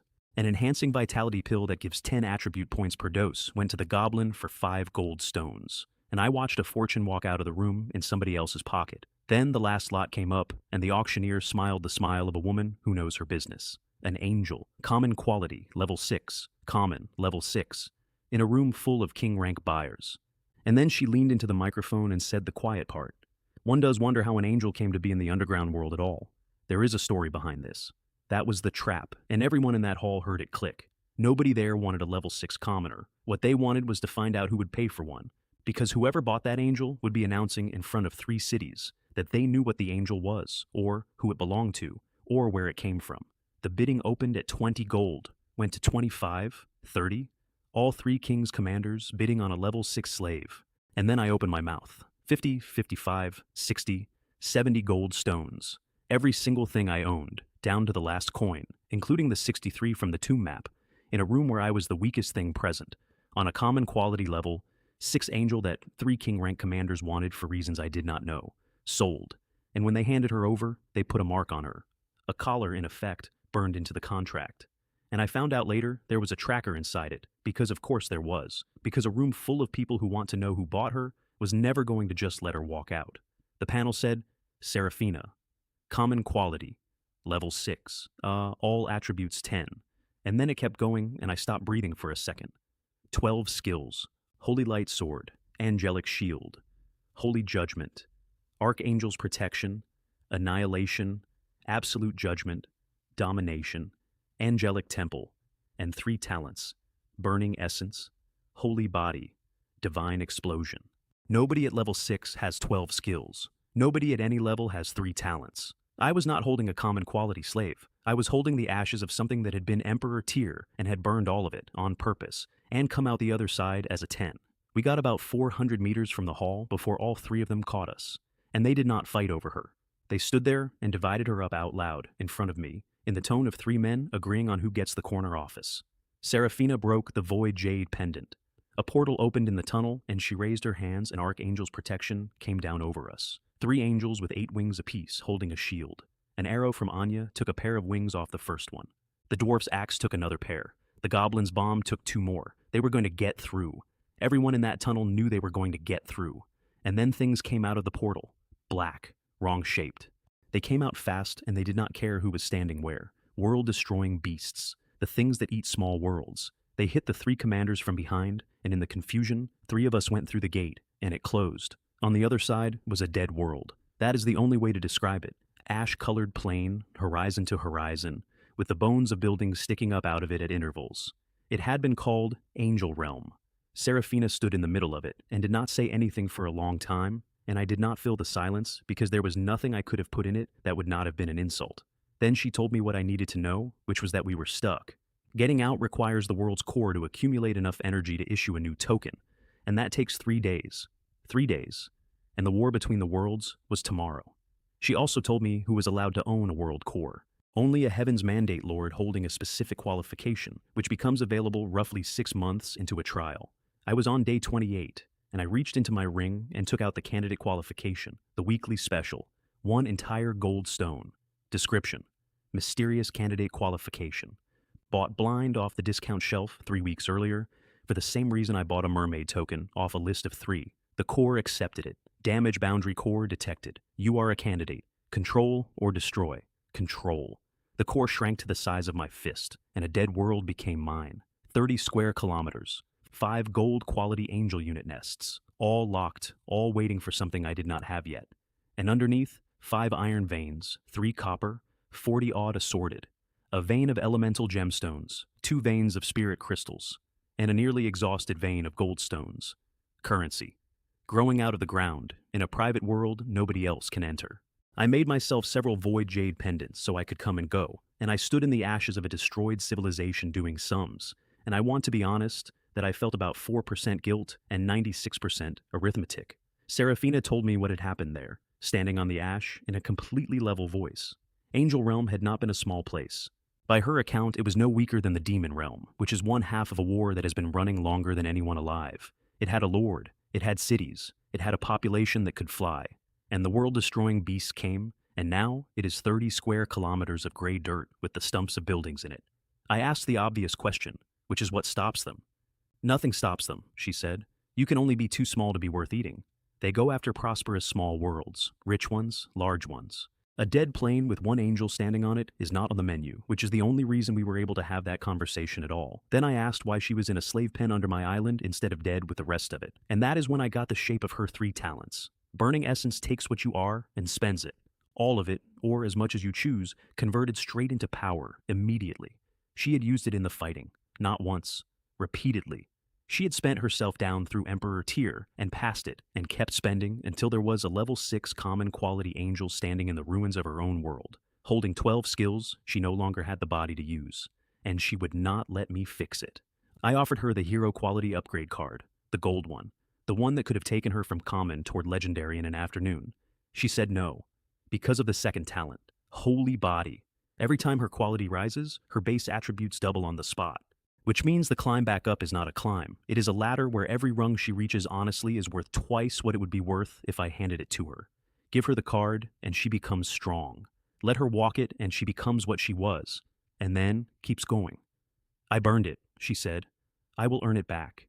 I have met exactly one person across two worlds who turned down free power on principle, and she was standing in the wreckage of the reason she had spent it. That is when I stopped thinking of her as 70 gold stones. I sent word to Bran the same night, through the Mother Stone, from a world she could not find on any map. 3 words, he is out. She did not answer for about 4 hours, and when she did, it was 2 words back, and I have kept them. Thank you. Ode. A general rank assassin in a city of 3,000 soldiers who had sold me a house on the edge of it, telling me in writing that she owes me one. I had gone down there to buy a door. I came back up with a dead world, an angel, a king-rank commander, and a debt held by the one person in that city who can walk through it without being stopped. Then we found Anya, half dead, at the bottom of a slope, thrown there by a teleport that had broken while she was standing in it. The commander who had shot at us 3 hours earlier, alone, unconscious, in a world with 2 exits and both of them mine. The first thing I made her do was remove the tracking mark from Seraphina. The second thing I did was put Seraphina's contract mark onto her. And then I did not hurt her, or threaten her, or gloat, because none of those things produce a useful person. I recruited her. In Elf City you take orders from a queen, I said. Under me you will not have a ceiling, and I am going to make you a legendary hero, and after that, the sole ruler of the underground world. She laughed at me. Of course she laughed at me. A level 9 human with a dead world and a fishing boat, telling a king-rank commander what her future looks like. So I asked her what purple items she was carrying, and she had 4, and I put all 4 into the talent in front of her. A rage potion recipe became a berserk potion. Gold, 1 hour of 5 times combat power. A mana potion became a gold recipe. A beast card became a hero quality upgrade card, gold, which can raise a hero all the way to legendary, and she watched me do it. All 4, one after another, in about 90 seconds, standing in the dirt. Her loyalty came up to 75 while I was still holding the last one, and I did not give her the card. First, do the work, I said, and put it back in the ring. She told me 2 things after that, which were worth more than the card. The first was that the 3 royal cities had bought a shared territory core, which is why they were suddenly building a city on the surface, together, having ignored the surface for centuries. And the second was that all 3 kings are stuck. They cannot leave the underground world because the island sits inside the trial zone, and the Celestial Mother is holding them down. 3 king-tier beings locked under my island with a surface project they cannot personally supervise. I sat there with a legendary card in my pocket, in a dead world, next to the commander I had just bought, and thought, I am going to own this entire island by the end of the year. I got home at dawn, and the island tried to kill my city before breakfast. 600 Qingfeng wolves came out of the tree line at the west wall, in a wave, with a purple leader at level 19 running at the front of it. 600, against 371 civilians and 80 soldiers. And I want to tell you that I felt fear, and I did, for about 4 seconds. And then I felt something I had not expected at all, which was relief. Because I had spent 4 weeks buying a wall nobody needed, arrow towers for a village of 50, shield warrior nests I could not fill, healer nests for a crew that did not get hurt, and a 500-meter stone perimeter around a plain with 15 huts on it. Everyone had thought I was insane, and now there were 600 wolves outside it. The towers opened first. 100 shield warriors locked up along the wall line, and the spearmen worked over the top of them. The healers stood behind and put the wounded back on their feet, as fast as the wolves put them down. I threw ice golems into the breach points. Evelyn put an angel of light over the north gate. Fen Fen dropped meteors on the pack as it bunched. Mingjia blacked out the whole west approach and worked inside it. And Anya, who had been mine for approximately 9 hours, walked out through my front gate on her own, put an arrow through the purple leader's skull at 200 meters, and then took the pack apart with explosive shafts while my entire city watched a king-rank commander do target practice on their behalf. We lost 20 soldiers. We killed 213 wolves. 3 items dropped out of 213 kills, which is a drop rate of roughly 1%, and I want that number in the record so that everyone understands what farming actually looks like when it is not a story. And then, with the body still on the field, the sky made the announcement I had been waiting a month for. The first Lingmo battlefield. Not the newcomer war. The real one. Actual lords on both sides, fighting for merit points, with everything that comes with them. I brought Anya, Evelyn, Fang Yu, Li Hua, the Whale, Meiwa, and 104 soldiers. I did not slow down when I arrived. I went straight into somebody else's fight at full speed. Jin Bao and the Ice Bear hit a level 5 ship from both sides at once, and it came apart down the middle. The Whale put jumping arc into the water where the survivors were swimming. My griffins dropped fire spheres from directly overhead. My flame shooters went to work on the deck. There was a spirit realm lord named Sophia watching all of this from about 80 meters away, with an expression I can only describe as a woman rethinking her career. I did not slow down for her either.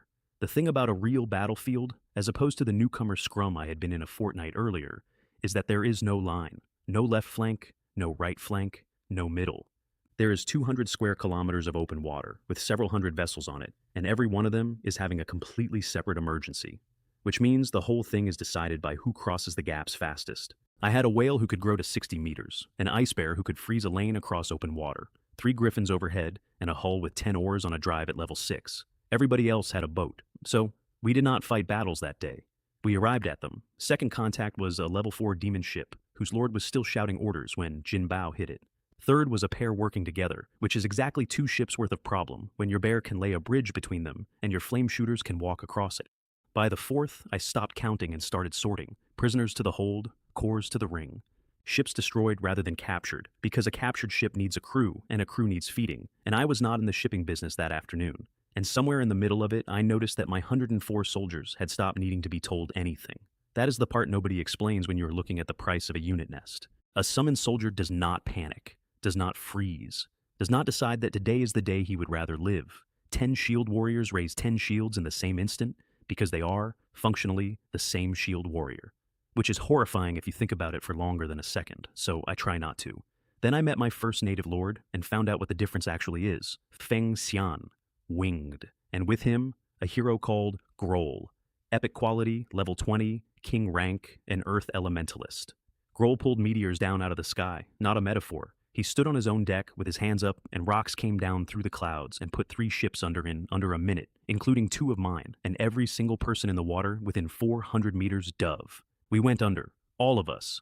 It was that or be a target. And Anya surfaced alone, 40 meters out, and put 3 arrows into his shields before he found her. Then sky-piercing strike went through what was left of them, and chasing arrow went into his throat. Feng Xian shouted that he surrendered. Don't listen to him, I said. Kill him. Because a surrendered lord is a man. A dead lord is merit points, a ship corps, a territory corps, and 43 soldiers who now belong to me. I am aware of how that sentence sounds. I have been aware of it since I said it. It was correct then, and it is correct now, and I am not going to pretend otherwise for the sake of your comfort or mine. By the end of the first wave, I had 8 ship and territory corps and over 150 prisoners. 4 spirit realm lords attached themselves to me after that. Sophia and her friends, small operations, terrified. They wanted protection. I wanted beaters. Somebody has to be positioned on the far side of the field so that nothing I am hunting gets to leave. Neither of us said that out loud. Everybody understood it perfectly. On the way through the middle of the battle, we came across wreckage, not from a fight, from something eating. Babel Tower, blue quality, level 18, 122 strength, described as a master of close combat. And it had gotten there ahead of us and killed the people who had run away from me an hour earlier. I took that one myself. I want to be honest about why. Because I had spent 4 weeks watching my own heroes do my fighting, and there is a limit to how long a man can stand behind a legendary archer and call himself a lord. Wings, spear, freezing spell to slow it, short bursts in and out, and it hit me with a trident through the arm, hard enough that I finally understood why the fish people had looked so unhappy about their weapons the whole time. Anya finished it, because Anya finishes things. It dropped an adaptive skill stone, which became 100 feather chasing arrow in her hands. Simultaneous homing fire, on as many targets as she can hold. 10 at that point. 10. Remember that number for about 4 minutes. And then a wall of white light came down across the water, and the trap closed. It did not push us. It herded us. Hundreds of ships, ours and theirs, corralled into a 3-mile pocket, with the boundary sealed for half an hour. Grok Stonefist, a troll lord out of the 7-star sea, who had spent 900 gold stones on the artifact that made that wall. 900 gold. And here is what he bought it for. The native lords of both sides, spirit and demon, had agreed to stop fighting each other for 30 minutes and jointly harvest the newcomers instead. Both sides, together. For our merit, our people, our cores, and our money. Elena joined it. Leo joined it, and Jiang Yu, 7th in the Demon Side's territory rankings, joined it. Nobody in that pocket knew who I was, and I did not correct them. I stood on my own deck, nodding along, with a plan to harvest people like me, waiting to find out how large the problem was before I made it worse. It lasted right up until Zhou Ming came paddling out of the smoke, shouting "boss" at the top of his lungs and waving both arms. Grok Stonefist turned around slowly. "So, you're the first lord." And then Wang Shuyun arrived and told a room full of native lords that my friends were not to be touched, which was an extremely brave thing to say and made everything much worse, because Jiang Yu has a personal grudge against her father and challenged her on the spot. 2 king-rank beings fought on open water, about 600 meters from my ship. The sea froze in sheets. Ships were thrown out of the way by the pressure of it, and while the entire ocean was watching that, I sat down in a deck chair. "I am tired of pretending," I said, loud enough to carry. "I'm the boss they're talking about." And I gave Anya the Berserk Potion, gold quality. 1 hour, 5 times combat power. Her strength went from 328 to 1640. Agility from 334 to 1670. Wang Shuyun and Zhang Yu stopped fighting each other, in the middle of a duel. Both of them said the same word at the same time, from opposite sides of the water. Emperor. What happened next was not a battle. The first arrow, bloodthirsty arrow, took a king-rank hero called Ragnar while he was running, and drained him dry between one stride and the next, and he went down like a coat falling off a hook. Then 100-feather chasing arrow, which homes on 10 targets at once, fired by something operating at Emperor tier numbers. 4 king-rank beings in the first volley, 5 in the second. 2 Spirit Realm Lords, seeing which way it was going, tried to put shots into my back. Third volley. Zhang Yu died with an arrow through the throat, mid-sentence, and the sea he had been freezing went quiet. And Grok Stonefist, who had spent 900 gold stones on a wall, ran to the far side of his own trap, and hid behind a Silver Sky turntable, and summoned a smoke troll shield bearer to stand in front of him. Anya put 1 arrow through the shield, the troll, and him, and then through the hulls of 2 more ships behind him. Heaven-shattering strike. I want to lay out that hour properly, because people who were not there tell it wrong. They say I won that fight. I did not. I sat in a deck chair and handed a bottle to a woman who had been mine for 4 days, and she won it. And the entire strategic content of my contribution was that I had spent a fortune 4 weeks earlier on a rage potion recipe belonging to somebody I had not met yet. But there was one decision in it that was mine, and I am proud of exactly that one. When Grok Stonefist's wall came down over that pocket, my first instinct was to run. My hull was faster than anything in there. My whale could have pulled us out through the seam before it closed, and everyone inside that trap would have died, and it would have been a completely correct decision, and I did not do it, because Zhou Ming was inside the wall. Zhou Ming, who sold me nothing, who bought me nothing, who had once held 5,100 stones of my money in his hands and pressed accept, and who was, at that moment, paddling toward a circle of native lords shouting "boss" at the top of his lungs, and blowing my cover in the process. That is the whole reason I was still in the pocket when the potion went in. The other thing people get wrong is the arithmetic of what a 5 times multiplier does, so here it is. Anya at rest is 328 strength. That is a king-rank commander, one of 3 people who run the underground world, somebody the entire dwarf city speaks about in a lowered voice. Under the potion, she was at 1640. The gap between a general and a king is about 100 points. The gap between a king and an emperor is several hundred more. She went past all of it in the time it takes to swallow, and stayed there for 58 minutes. And the whole time she was doing it with a bow, at range, on a flat sea with no cover anywhere. Ragnar went first at 400 meters while running, then the volleys. 10 targets a shot, homing, and no shield in that pocket rated for what was hitting it. I watched a king-rank swordsman put up a defense that would have held against a small army and then simply come apart, in the way a fence comes apart, one section at a time, from left to right. And through all of it, Grok Stonefist was screaming at his allies to hold formation. In a trap he had personally spent 900 gold stones to build, which had by then become the only reason nobody could get away from us. He bought the wall. We used the wall. I have never in my life seen a man buy his own coffin at retail. Out of the several hundred vessels inside that pocket, about 100 were left when the light wall came down, and all of them were ours. The surviving lords brought me their prisoners themselves. Unasked, they rowed over, handed them across, and left. While the potion was still running, I took Anya under the water, because an hour of Emperor tier is not a thing you waste on shipping, and we found a deep sea hunter, gold quality, level 30, 1231 strength, 600 meters long, with a sword. Level 30, the ceiling, the number, the turtle told me almost nobody reaches. I ran away. I want to be very clear, because I have told this story before, and people always assume there was a plan. I put my ship in reverse, dropped Anya off, and left, on the grounds that I had no idea what the strike radius of an Emperor tier engagement was, and I did not want to learn empirically. Even a kilometer away, the currents that fight made dragged my whole sideways through the water. She came back covered in blood, and grinning, and holding 3 drops. 1 gold and 2 purple.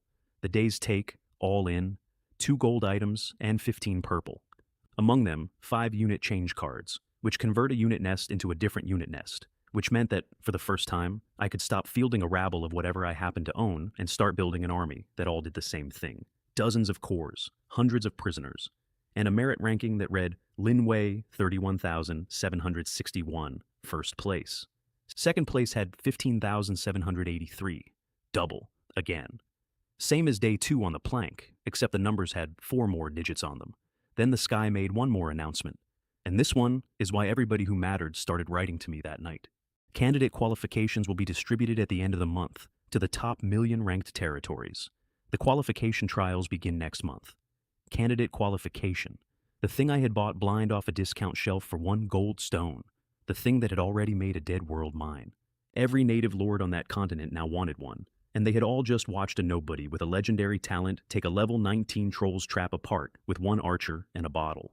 I did not answer any of them that night. I went home instead, and I stood on the wall of a city that had 15 huts in it 9 days ago, and I gave Anya the card, the gold one, hero quality upgrade. You said first do the work. You did the work. She was quiet for a second, and then she took it, and her quality went from epic to legendary standing right there on my wall, and the woman who had shot at me in a tunnel 4 days earlier put her hand flat on her chest and bowed her head like something out of a story her grandmother told her. 30 days. 30 days ago, I woke up face down in the rain on 2 meters of driftwood, the system itself described as something only an idiot would sail on, with 500 grams of bread, in an ocean with no edges, while 9,900 other people compared notes about their boats. Tonight I own the first territory in the world, a dead angel realm with a gold vein under it, a shop that trades with cities I have never seen, a wall, a whale, an emperor-tier friend in a hut, and a title that turned out to be a discount. And tonight, for the first time, I am the most valuable thing in this trial. Everyone wants me. The native lords whose home realms unlock in 2 months want an ally. The trading house that tried to have me killed wants a client. A dragon at the bottom of the sea wants the blood in my veins, which is the exact status people get murdered for. There was an old man on my island who told me something in a very friendly voice, over tea, while I was busy feeling clever about a title. The one who founded his territory first, in the last trial, lived 2 months. I am on day 30. So the only question that matters now is whether I can build faster than the people coming for me can sail. And I would like to point out, with some satisfaction, that on this particular subject I have already beaten a continent once. I had a direction. They only had an ocean.